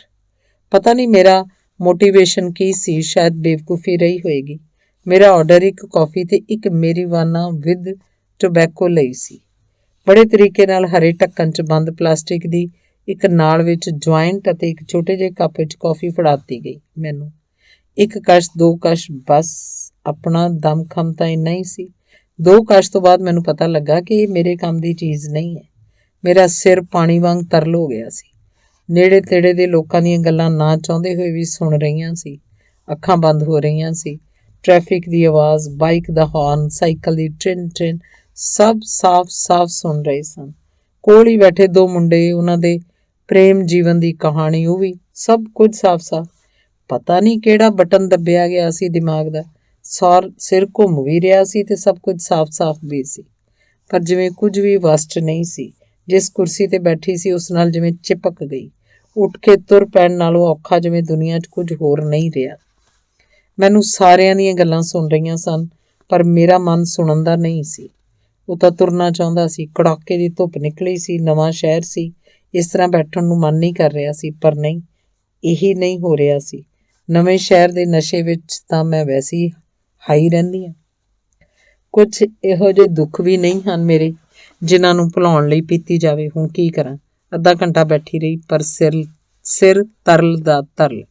ਸ਼ਾਇਦ ਤੁਰਨ ਨਾਲ ਕੁਝ ਆਰਾਮ ਮਿਲੇ, ਸੋ ਮੈਂ ਕਿਸੇ ਤਰ੍ਹਾਂ ਕੁਰਸੀ ਤੋਂ ਉੱਠ ਭੀੜ ਦੇ ਪਿੱਛੇ ਪਿੱਛੇ ਹੌਲੀ-ਹੌਲੀ ਤੁਰਨ ਲੱਗੀ। ਕਿਵੇਂ ਤੇ ਕਿੰਨੇ ਸਮੇਂ 'ਚ ਐਨ ਫਰੈਂਕ ਮਿਊਜ਼ੀਅਮ ਪਹੁੰਚੀ। ਕਿਵੇਂ ਪਹੁੰਚੀ, ਕਿੱਥੋਂ ਪਹੁੰਚੀ, ਨਹੀਂ ਯਾਦ। ਪਰ ਪਹੁੰਚ ਕੇ ਵੇਖਦੀ ਹਾਂ ਉੱਥੇ ਅੰਦਰ ਜਾਣ ਵਾਲਿਆਂ ਦੀ ਇੱਕ ਲੰਮੀ ਲਾਈਨ। ਹੁਣੇ ਤਾਂ ਅੰਦਰ ਜਾਣ ਦੀ ਹਾਲਤ ਨਹੀਂ ਸੀ। ਇੱਕ ਤਾਂ ਮਿਊਜ਼ੀਅਮ, ਉਹ ਵੀ ਇੱਕ ਐਸਾ ਵੈਸਾ ਨਹੀਂ, ਐਨ ਫਰੈਂਕ ਦਾ ਘਰ। ਇੰਨੀ ਉਦਾਸੀ ਉਸ ਹਾਲਤ ਵਿੱਚ ਝੱਲ ਸਕਣ ਦੀ ਮੇਰੇ 'ਚ ਹਿੰਮਤ ਨਹੀਂ ਸੀ। ਇਸ ਲਈ ਮੈਂ ਉੱਥੇ ਮਿਊਜ਼ੀਅਮ ਦੇ ਕੋਲ ਵਾਲੇ ਫੁੱਟਪਾਥ 'ਤੇ ਆਪਣੀ ਟੋਪੀ ਲੈ ਕੇ ਬੈਠ ਗਈ। ਕਦੋਂ ਅੱਖ ਲੱਗੀ ਨਹੀਂ ਪਤਾ, ਪਰ ਜਦੋਂ ਉੱਠੀ ਤਾਂ ਨਾ ਕੋਈ ਲਾਈਨ ਸੀ, ਨਾ ਧੁੱਪ। ਦਿਨ ਢਲ ਚੁੱਕਾ ਸੀ। ਧੁੱਪ ਵਿੱਚ ਸੌਣ ਦੇ ਕਾਰਨ ਮੇਰੇ ਦੋਨੇ ਖੁੱਲ੍ਹੇ ਹੱਥ ਤੇ ਪੈਰ ਆਪਣਾ ਰੰਗ ਬਦਲ ਕੇ ਲਾਲ ਹੋ ਚੁੱਕੇ ਸਨ। ਪਰ ਸਿਰ ਹੁਣ ਭਾਰਾ ਸੀ। ਬਸ ਹੋ ਗਿਆ ਮਿਊਜ਼ੀਅਮ। ਹੁਣ ਲੱਗੀ ਸੀ ਭੁੱਖ ਬਹੁਤ ਤੇਜ਼। ਮਿਊਜ਼ੀਅਮ ਨੂੰ ਇੱਕ ਪਾਸੇ ਕਰਕੇ ਮੈਂ ਖਾਣਾ ਲੱਭਣ ਚੱਲ ਪਈ। ਹੁਣ ਜਿਸ ਗੱਲ ਵੱਲ ਮੇਰਾ ਧਿਆਨ ਜਾਂਦਾ ਹੈ ਉਹ ਇਹ ਹੈ ਕਿ ਮੈਨੂੰ ਉੱਥੇ ਕੋਈ ਨਸ਼ੇੜੀ ਸੜਕਾਂ 'ਤੇ ਡਿੱਗਦਾ ਨਹੀਂ ਦਿਸਿਆ ਸੀ। ਇਸ ਤਰ੍ਹਾਂ ਬਿਲਕੁਲ ਨਹੀਂ ਸੀ ਕਿ ਡਰੱਗਸ ਲੀਗਲ ਹੋਣ ਦੇ ਕਾਰਨ ਉੱਥੇ ਸਾਰੇ ਲੋਕ ਨਸ਼ੇ ਦੇ ਆਦੀ ਹੋਣ, ਜਦਕਿ ਕਾਫੀ ਸ਼ਾਪਸ ਖਾਲੀ ਸਨ। ਇਹਨਾਂ ਨਾਲੋਂ ਜ਼ਿਆਦਾ ਭੀੜ ਤਾਂ ਹਰੇ ਕ੍ਰਿਸ਼ਨਾ ਵਾਲਿਆਂ ਦੇ ਸਾਹਮਣੇ ਦਿਸ ਰਹੀ ਸੀ। ਜੀ ਹਾਂ, ਧਿਆਨ ਕੇਂਦਰ ਤੇ ਯੋਗ ਸੈਂਟਰ ਬਹੁਤ ਹਨ ਉੱਥੇ। ਸਿੱਧੀ ਜੀ ਗੱਲ ਹੈ ਕਿ ਜਾਂ ਤਾਂ ਉੱਥੇ ਲੋਕ ਡਰੱਗਸ ਲੈਣ ਘੱਟ, ਧਿਆਨ ਕਰਨ ਜ਼ਿਆਦਾ ਆ ਰਹੇ ਸਨ, ਜਾਂ ਫਿਰ ਬਾਹਰ ਤੋਂ ਆਉਣ ਵਾਲੇ ਡਰੱਗਸ ਲਈ ਆ ਰਹੇ ਸਨ ਤੇ ਡਰੱਗਸ 'ਚ ਰਹਿਣ ਵਾਲੇ ਧਿਆਨ ਕਰ ਰਹੇ ਸਨ। ਮੈਨੂੰ ਕੋਈ ਹੈਰਾਨੀ ਨਹੀਂ ਰਹੀ ਕਿ ਸਨੇਹਾ ਦਾ ਇੱਥੇ ਐਮਸਟਰਡਮ 'ਚ ਰਹਿਣ ਦਾ ਮਨ ਹੋਇਆ। ਉਹ ਸ਼ਹਿਰ 'ਚ ਕੰਮ ਕਰਦੀ, ਸਮਾਂ ਮਿਲਣ ਤੇ ਸ਼ਹਿਰ ਭਰ ਵਿੱਚ ਘੁੰਮਦੀ, ਜੋ ਮਨ ਕਰਦਾ ਪਹਿਨਦੀ, ਜਦੋਂ ਮਨ ਚਾਹੇ ਜਿੱਥੇ ਮਨ ਚਾਹੇ ਘੁੰਮਦੀ। ਕਿਸ ਨੂੰ ਪਿਆਰ ਨਹੀਂ ਹੋਏਗਾ ਇਸ ਆਜ਼ਾਦ ਖਿਆਲ ਸ਼ਹਿਰ ਨਾਲ? ਉਹਦੀ ਤੇ ਗੌਰਵ ਦੀ ਅੰਡਰਸਟੈਂਡਿੰਗ ਵੀ ਮੈਨੂੰ ਇੱਕ ਸੁਲਝੇ ਹੋਏ ਜੋੜੇ ਵੀ ਵਾਂਗ ਲੱਗੀ। ਕੋਈ ਤਣਾਅ ਜਾਂ ਬਨਾਵਟੀਪਨ ਜਿਹਾ ਨਹੀਂ ਦਿਖਿਆ ਉਹਨਾਂ ਦੇ ਸਾਥ ਵਿੱਚ। ਇਸ ਲਈ ਉਹਨਾਂ ਦੀ ਸੰਗਤ 'ਚ ਮੈਨੂੰ ਕਾਫੀ ਸੰਤੁਸ਼ਟੀ ਮਿਲੀ। ਪੈਰਿਸ ਤੋਂ ਬਾਅਦ ਕੁਝ ਹੱਦ ਤੱਕ ਯਕੀਨ ਟੁੱਟਣ ਲੱਗਿਆ ਸੀ ਕਿਸੇ ਵੀ ਸੋਸ਼ਲ ਅਰੇਂਜਮੈਂਟ ਤੋਂ, ਪਰ ਨਵੀਂ ਪੀੜ੍ਹੀ ਬਦਲੀ ਲੱਗਦੀ ਹੈ। ਸ਼ਾਮ ਦਾ ਪਲਾਨ ਬਣਿਆ ਕਿ ਮੈਨੂੰ ਰੈੱਡ ਡਿਸਟ੍ਰਿਕਟ ਘੁਮਾਇਆ ਜਾਵੇ। ਸੱਚ ਦੱਸਾਂ, ਐਮਸਟਰਡਮ ਤੇ ਰੈੱਡ ਲਾਈਟ ਡਿਸਟ੍ਰਿਕਟ ਦੀ ਬਾਰੇ ਮੈਨੂੰ ਤਾਂ ਪਹਿਲੀ ਵਾਰ ਕੁਈਨ ਫਿਲਮ ਤੋਂ ਪਤਾ ਲੱਗਿਆ ਸੀ। ਮੈਨੂੰ ਕਿਸੇ ਵੀ ਦੇਸ਼ ਬਾਰੇ ਉਦੋਂ ਕੁਝ ਵੀ ਜਾਣਕਾਰੀ ਨਹੀਂ ਸੀ ਜਦੋਂ ਭਾਰਤ ਵਿੱਚ ਰਹਿੰਦੇ ਹੋਏ ਵਿਦੇਸ਼ ਘੁੰਮਣ ਦੇ ਸੁਪਨੇ ਵੇਖਦੀ ਸੀ। ਪਤਾ ਨਹੀਂ ਕਿਵੇਂ ਬਸ ਪਹੁੰਚ ਗਈ ਸੀ ਸੁਪਨਿਆਂ ਦੇ ਮੁਲਕਾਂ ਵਿੱਚ। ਲੰਡਨ, ਪੈਰਿਸ, ਰੋਮ, ਸਵਿਟਜ਼ਰਲੈਂਡ, ਸਪੇਨ ਤੇ ਜਰਮਨੀ, ਇਹੀ ਮੋਟੇ-ਮੋਟੇ ਨਾਮ ਪਤਾ ਸੀ ਬਸ। ਕੁਝ ਖਾਸ ਕਰਨ ਦਾ ਏਜੰਡਾ ਵੀ ਨਹੀਂ ਸੀ। ਏਜੰਡਾ ਤਾਂ ਉਦੋਂ ਹੋਵੇ ਨਾ ਜਦੋਂ ਕਿਸੇ ਚੀਜ਼ ਦੀ ਜਾਣਕਾਰੀ ਹੋਵੇ। ਮੈਂ ਤਾਂ ਬਸ ਦੁਨੀਆ ਵਿੱਚ ਐਵੇਂ ਹੀ ਟਹਿਲਣ ਨਿਕਲੀ ਸੀ। ਆਮ ਤੌਰ 'ਤੇ ਕੁੜੀਆਂ ਸ਼ਾਇਦ ਰੈੱਡ ਲਾਈਟ ਡਿਸਟ੍ਰਿਕਟ ਘੱਟ ਹੀ ਲੱਭਦੀਆਂ ਹਨ। ਉਹਨਾਂ ਦੀ ਜ਼ਰੂਰਤ ਦਾ ਸਮਾਨ ਜੋ ਨਹੀਂ ਹੁੰਦਾ ਉੱਥੇ। ਜੇਕਰ ਉਹਨਾਂ ਦੀ ਜ਼ਰੂਰਤ ਦਾ ਕੁਝ ਉੱਥੇ ਹੁੰਦਾ ਤਾਂ ਕੀ ਲੱਭਦੀਆਂ? ਕਹਿੰਦੇ ਹਨ ਕੁੜੀਆਂ ਨੂੰ ਸਰੀਰ ਦੇ ਨਾਲ-ਨਾਲ ਭਾਵਨਾਵਾਂ ਦਾ ਮੇਲ ਚਾਹੀਦਾ ਹੁੰਦਾ ਹੈ, ਜਦੋਂ ਕਿ ਮੁੰਡੇ ਸਰੀਰ ਤੇ ਭਾਵਨਾਵਾਂ ਨੂੰ ਵੱਖੋ ਵੱਖਰਾ ਰੱਖ ਸਕਦੇ ਹਨ। ਮੈਨੂੰ ਵੀ ਇੱਕ ਸਮੇਂ ਇੱਦਾਂ ਹੀ ਲੱਗਦਾ ਸੀ, ਪਰ ਜਿਵੇਂ-ਜਿਵੇਂ ਕੰਡੀਸ਼ਨਿੰਗ ਟੁੱਟੀ, ਉਵੇਂ-ਉਵੇਂ ਭਾਵਨਾਵਾਂ ਓਵਰਰੇਟਡ ਲੱਗਣ ਲੱਗੀਆਂ ਤੇ ਸਰੀਰ ਦੀਆਂ ਜ਼ਰੂਰਤਾਂ ਅੰਡਰਰੇਟਡ। ਜਿੰਨੀ ਲੋੜ ਭਾਵਨਾਤਮਕ ਲਗਾਵ ਦੀ ਸੀ, ਠੀਕ ਬਰਾਬਰ ਮਾਤਰਾ 'ਚ ਸਰੀਰਕ ਲਗਾਵ ਦੀ ਵੀ ਸੀ। ਕਦੇ ਇੱਕ ਦਾ ਪਲੜਾ ਭਾਰੀ, ਕਦੇ ਦੂਜੇ ਦਾ। ਪਰ ਸਾਨੂੰ ਜਿਵੇਂ ਪਾਠ ਬਚਪਨ ਤੋਂ ਇਹੀ ਪੜ੍ਹਾਇਆ ਜਾਂਦਾ ਸੀ ਕਿ ਸਰੀਰ ਦੀਆਂ ਲੋੜਾਂ ਪਾਪ ਹਨ, ਤਾਂ ਅਸੀਂ ਸਰੀਰ ਦੀਆਂ ਲੋੜਾਂ ਨੂੰ ਭਾਵਨਾਵਾਂ ਦੀ ਰੇਸ਼ਮੀ ਚਾਦਰ ਨਾਲ ਢੱਕਦੇ ਰਹੇ। ਕਿਸੇ ਨੂੰ ਮਿਲ ਕੇ ਸਿਰਫ ਸੈਕਸ ਕਰ ਪਾਉਣਾ ਜਾਂ ਸਿਰਫ ਸੈਕਸ ਕਰਨ ਦੀ ਇੱਛਾ ਹੀ ਰੱਖਣਾ ਵੀ ਸਾਨੂੰ ਪਾਪ ਦੱਸਿਆ ਜਾਂਦਾ ਹੈ। ਅਜਿਹੇ 'ਚ ਕਿੰਨੀ ਵਾਰ ਕਰਨਾ ਤਾਂ ਚਾਹੁੰਦੇ ਹਾਂ ਅਸੀਂ ਸੈਕਸ, ਪਰ ਕਰਦੇ ਹਾਂ ਦੋਸਤੀ, ਤੇ ਫਿਰ ਸੈਕਸ ਦੀ ਲੋੜ ਨੂੰ ਹਜ਼ਾਰ ਤਰ੍ਹਾਂ ਦੇ ਪਖੰਡ ਨਾਲ ਲੁਕਾਉਂਦੇ ਹਾਂ। ਸਿਰਫ ਸੈਕਸ ਕਰ ਸਕਣਾ, ਸੈਕਸ ਕਰਨ ਲਈ ਨਾ ਅਸੀਂ ਕਦੇ ਸਿੱਖਿਆ ਤੇ ਨਾ ਸਾਨੂੰ ਕਦੇ ਦੱਸਿਆ ਗਿਆ। ਇਹੋ ਜਿਹੇ ਪਖੰਡਾਂ ਨੇ ਤਾਂ ਇੱਕ ਨਾ ਇੱਕ ਦਿਨ ਟੁੱਟਣਾ ਹੀ ਹੁੰਦਾ ਹੈ। ਫਿਰ ਅਸਲੀਅਤ ਹੋਰ ਵੀ ਭਿਆਨਕ ਲੱਗਦੀ ਹੈ। ਸੋਚਦੇ ਹਾਂ ਸਿਰਫ ਸੈਕਸ ਕਰ ਪਾਉਂਦੇ ਸਾਫ਼ ਬੋਲ ਕੇ ਤਾਂ ਪਤਾ ਨਹੀਂ ਕਿੰਨੇ ਹੀ ਬਾਹਰਲੇ ਦਿਖਾਵਿਆਂ ਤੋਂ ਬਚ ਜਾਂਦੇ। ਪਰ ਯੂਰਪ ਦੀਆਂ ਕੁੜੀਆਂ ਇਹੋ ਜਿਹੀਆਂ ਨਹੀਂ ਸਨ। ਇਹਨਾਂ ਦੀ ਬਣਾਵਟ ਪਤਾ ਨਹੀਂ ਕਿਹੜੀ ਫੈਕਟਰੀ ਦੀ ਸੀ। ਮੇਰੀ ਇੱਕ ਗ੍ਰੀਕ ਦੋਸਤ ਹੈ ਲੰਡਨ ਵਿੱਚ, 21 ਸਾਲ ਦੀ, ਤੇ ਕੋਈ ਬॉयਫ੍ਰੈਂਡ ਨਹੀਂ ਹੈ ਉਹਦਾ, ਪਰ ਸਰੀਰਕ ਜ਼ਰੂਰਤਾਂ ਦਾ ਪੂਰਾ ਖਿਆਲ ਰੱਖਦੀ ਹੈ। ਉਹਨੂੰ ਆਪਣੀ ਦੇਹ ਦੀਆਂ ਜ਼ਰੂਰਤਾਂ ਦਾ ਠੀਕ ਠੀਕ ਗਿਆਨ ਹੈ ਤੇ ਉਹ ਇਹਨੂੰ ਕਿਸੇ ਮੁਖੌਟੇ 'ਚ ਨਹੀਂ ਲੁਕਾਉਂਦੀ। ਤੇ ਮੁੰਡੇ, ਉਹਨਾਂ ਦਾ ਕੀ, ਸ਼ਰੀਫ ਤੋਂ ਸ਼ਰੀਫ ਮੁੰਡੇ ਨੂੰ ਉਸ ਥਾਂ ਦੀ ਜਾਣਕਾਰੀ ਤਾਂ ਘੱਟ ਤੋਂ ਘੱਟ ਹੁੰਦੀ ਹੀ ਹੈ। ਜਾਣ ਨਾ ਜਾਣ ਵੱਖਰੀ ਗੱਲ ਹੈ। ਇੰਡੀਆ 'ਚ ਜਿੱਥੇ ਲੀਗਲ ਵੀ ਨਹੀਂ ਹੈ ਉੱਥੇ ਵੀ ਸੰਭਵ ਹੈ। ਮੇਰੀ ਪਛਾਣ 'ਚ ਤਾਂ ਘੱਟੋ ਘੱਟ ਅਜਿਹਾ ਕੋਈ ਨਹੀਂ ਸੀ ਜਿਹਨੇ ਇੱਕ ਵਾਰ ਉਸ ਥਾਂ ਦੇ ਦਰਸ਼ਨ ਨਾ ਕੀਤੇ ਹੋਣ। ਜੋ ਇੰਡੀਆ 'ਚ ਸ਼ਰਾਫਤ ਦਾ ਲਿਬਾਸ ਪਾ ਕੇ ਰੱਖਦੇ ਸਨ, ਉਹਨਾਂ ਨੂੰ ਮੈਂ ਲੰਡਨ 'ਚ ਨੰਗੇ ਫਿਰਦੇ ਦੇਖਿਆ। ਜਿਨ੍ਹਾਂ ਨੂੰ ਬੁੱਧਵਾਰ ਪੇਟ ਪੂਨੇ ਜਾਂ GB ਰੋਡ ਦਿੱਲੀ ਤੋਂ ਘਿਣ ਆਉਂਦੀ ਸੀ, ਉਹ ਬੈਂਕਾਕ 'ਚ ਕਮੀਨੇ ਹੋ ਜਾਂਦੇ ਹਨ। ਨਹੀਂ, ਇਹ ਗੱਲ ਨਹੀਂ ਹੈ ਕਿ ਮੈਂ ਉਹਨਾਂ ਨੂੰ ਕਮੀਨਾ ਸਮਝਦੀ ਹਾਂ। ਆਪਣੀ ਆਪਣੀ ਪਸੰਦ, ਉਹ ਆਪਣੀ ਥਾਂ ਹੈ। ਬਸ ਜਦੋਂ ਸ਼ਰਾਫਤ ਦਾ ਚੋਲਾ ਪਾ ਕੇ ਹੋਰਾਂ ਨੂੰ ਉਪਦੇਸ਼ ਦਿੰਦੇ ਹਨ, ਉਦੋਂ ਦਿੱਕਤ ਹੁੰਦੀ ਹੈ। ਕਿੰਨੀ ਵਾਰ ਤਾਂ ਮੈਨੂੰ ਆਪ ਅਜਿਹਾ ਲੱਗਿਆ ਕਿ ਜਿਸਮ ਦਾ ਬਾਜ਼ਾਰ ਮਰਦਾਂ ਦਾ ਵੀ ਹੁੰਦਾ ਹੈ, ਤਾਂ ਇੱਕ ਵਾਰ ਚੱਕਰ ਲਾਇਆ ਜਾ ਸਕਦਾ ਸੀ। ਨਹੀਂ, ਕੀ ਹਰਜ਼ ਹੈ। ਕਿੰਨੇ ਸਾਰੇ ਮਨਹੂਸ ਬ੍ਰੇਕਅਪਸ ਤੋਂ ਤਾਂ ਮੈਂ ਸ਼ਾਇਦ ਇਵੇਂ ਹੀ ਬਚ ਜਾਂਦੀ। ਭਾਵਨਾਵਾਂ ਦੀ ਓਟ ਵਿੱਚ ਕੀਮਤੀ ਸਮਾਂ ਤੇ ਡਿਨਰ ਤੋਂ ਬਾਅਦ ਪਰਦਾ ਉੱਠਣ ਤੋਂ ਚੰਗਾ ਕਿ ਇਹ ਨਹੀਂ ਕਿ ਗੱਲ ਪਹਿਲਾਂ ਤੋਂ ਸਾਫ਼-ਸਾਫ਼ ਹੋਵੇ। ਖੈਰ, ਜਿਵੇਂ ਕਿ ਪਹਿਲਾਂ ਕਦੇ ਰੈੱਡ ਲਾਈਟ ਏਰੀਆ ਨਹੀਂ ਦੇਖਿਆ ਤਾਂ ਦਿਮਾਗ 'ਚ ਕੋਈ ਇਹੋ ਜਿਹੀ ਤਸਵੀਰ ਵੀ ਨਹੀਂ ਸੀ। ਸੋ ਆਪਣਾ ਖਾਲੀ ਦਿਮਾਗ ਲੈ ਕੇ ਮੈਂ ਪਹੁੰਚ ਗਈ red district of Amsterdam, central station ਦੇ ਬਿਲਕੁਲ ਨੇੜੇ, ਇੱਕਦਮ ਪ੍ਰਾਈਮ ਲੋਕੇਸ਼ਨ ਤੇ ਰਿਹਾਇਸ਼ੀ ਇਲਾਕੇ ਦੇ ਇੱਕਦਮ ਕੋਲ।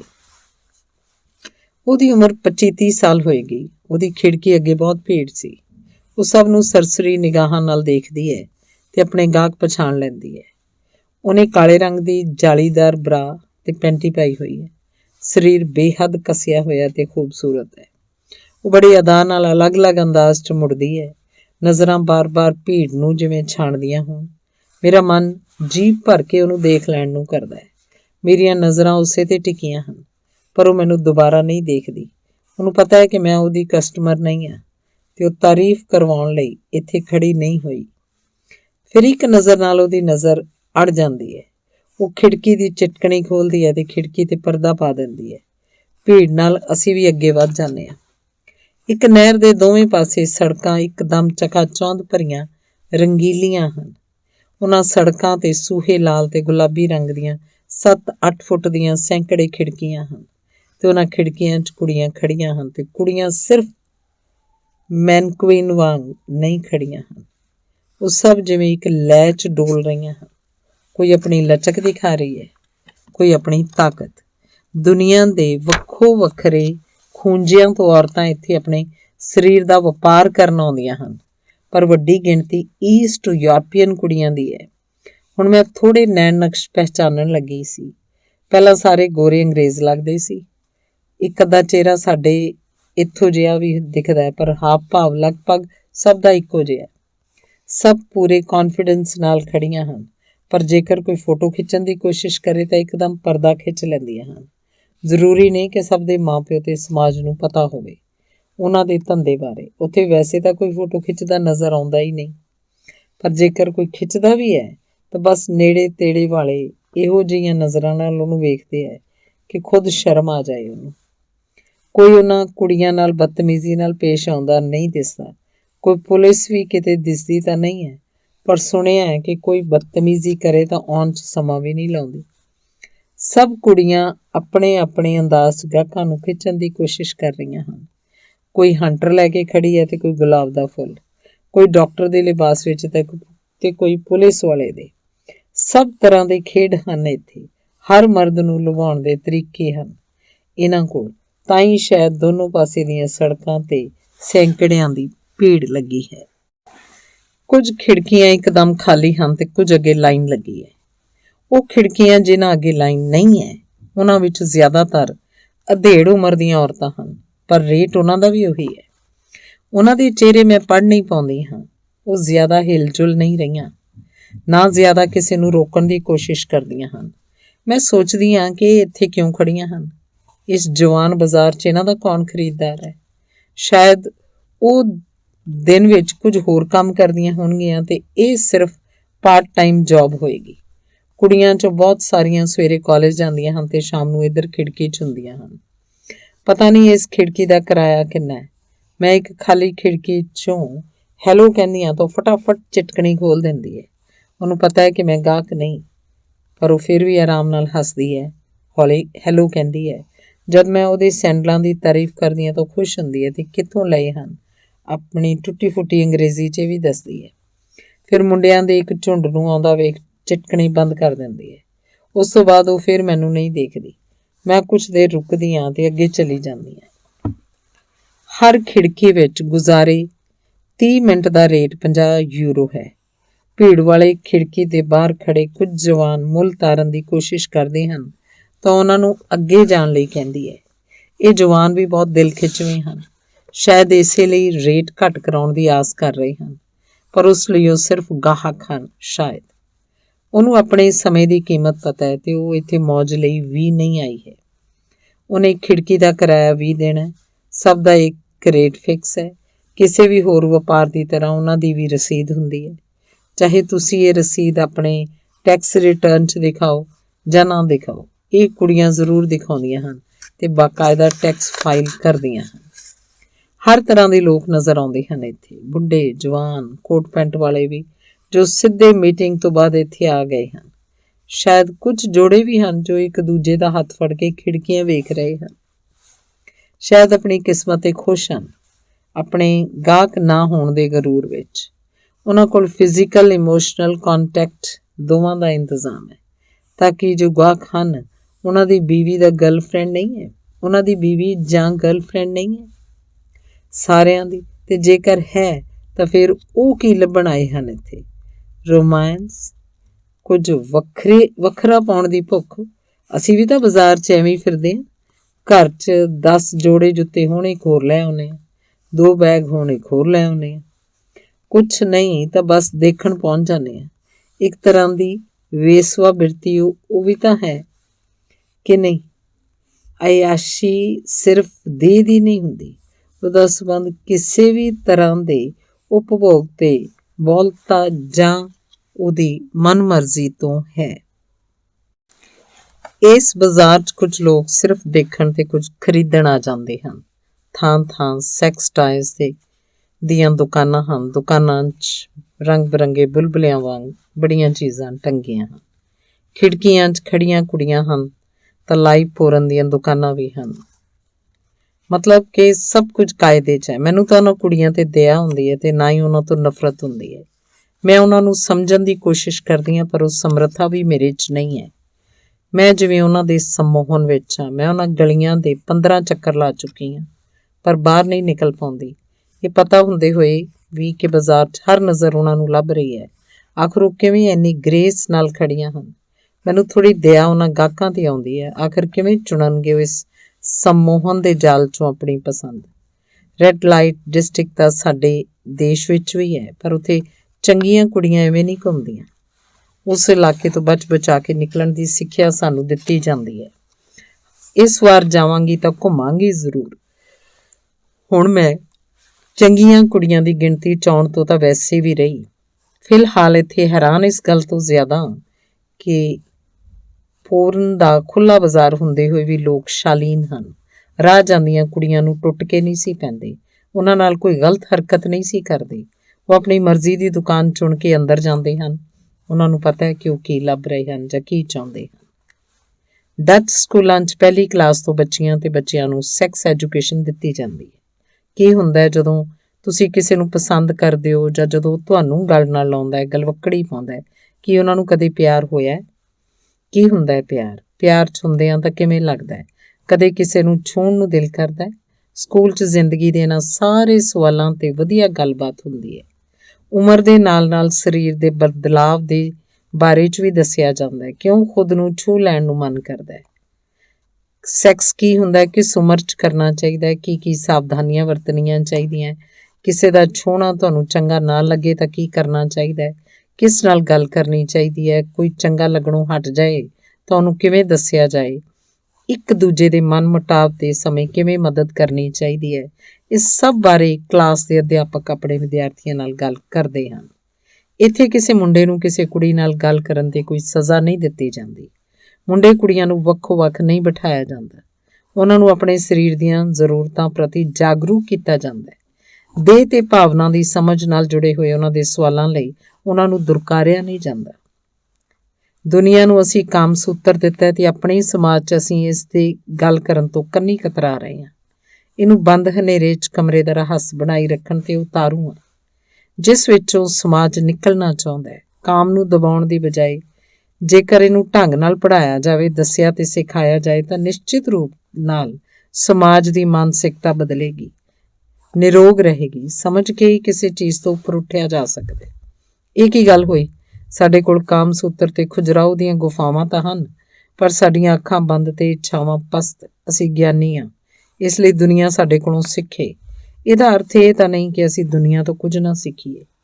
ਉਹਨਾਂ ਨੇ ਸਾਡੇ ਕੋਲੋਂ ਸਿੱਖਿਆ, ਪਰ ਸਾਨੂੰ ਆਪਣੇ ਹੰਕਾਰ 'ਚੋਂ ਨਿਕਲ ਕੇ ਹੁਣ ਦੁਨੀਆ ਤੋਂ ਵੀ ਕੁਝ ਸਿੱਖਣ ਦੀ ਲੋੜ ਹੈ।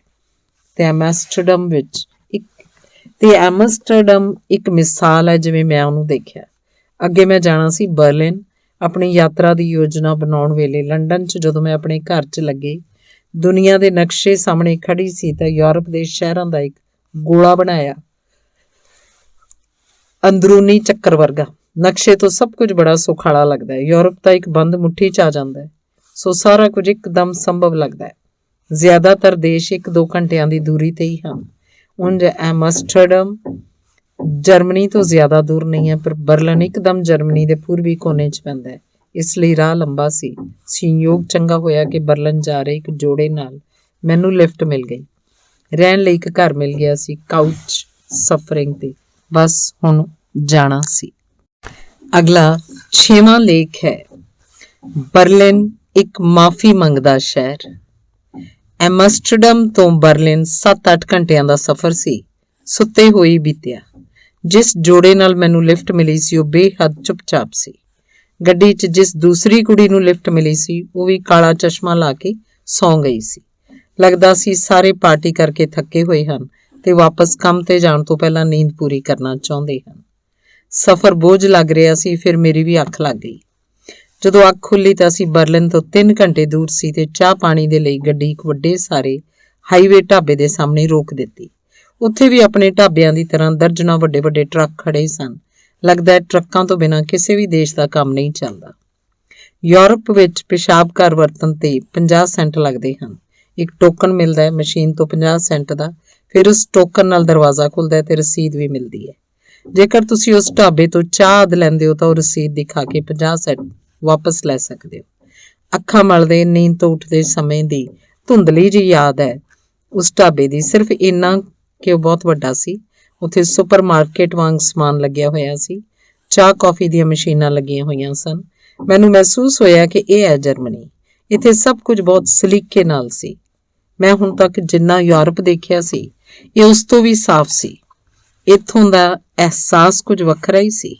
ਖਿੜਕੀਆਂ ਤੇ ਦਰਵਾਜ਼ਿਆਂ ਦੇ ਸ਼ੀਸ਼ੇ ਤਾਂ ਸਮਝੋ ਰੋਜ਼ ਹੀ ਚਮਕਾਏ ਜਾਂਦੇ ਹੋਣਗੇ। ਬਾਥਰੂਮ ਤਾਂ ਇੰਨਾ ਆਧੁਨਿਕ ਲੱਗਿਆ, ਸ਼ਾਇਦ ਪੁਲਾੜ 'ਚ ਅਜਿਹੇ ਬਾਥਰੂਮ ਹੁੰਦੇ ਹੋਣਗੇ। ਪਖਾਨਾ ਆਪਣੇ ਆਪ ਧੋਤਾ ਹੀ ਨਹੀਂ ਜਾਂਦਾ ਸੀ। ਉਹਦੀ ਸੀਟ ਵੀ ਆਪਣੇ ਆਪ ਸਾਫ਼ ਹੁੰਦੀ ਸੀ। ਪੂਰੀ ਸੀਟ ਆਪਣੇ ਆਪ ਘੁੰਮ ਜਾਂਦੀ ਸੀ ਤੇ ਇੱਕ ਸਵੈ ਚਲਿਤ ਬ੍ਰਸ਼ ਉਸ ਨਾਲ ਘਸ ਕੇ ਸਾਫ਼ ਕਰ ਦਿੰਦਾ ਸੀ। ਇਹ ਦੇਖ ਕੇ ਥੋੜੇ ਸਮੇਂ ਲਈ ਤਾਂ ਮੇਰਾ ਸਿਰ ਘੁੰਮ ਗਿਆ। ਮੈਂ ਜਰਮਨੀ ਦਾ ਪਹਿਲਾ ਵੀਡੀਓ ਬਣਾਇਆ ਵੀ ਤਾਂ ਪਖਾਨੇ ਦੀ ਸੀਟ ਦਾ, ਖੁਦ ਨੂੰ ਰੋਕ ਨਹੀਂ ਸਕੀ।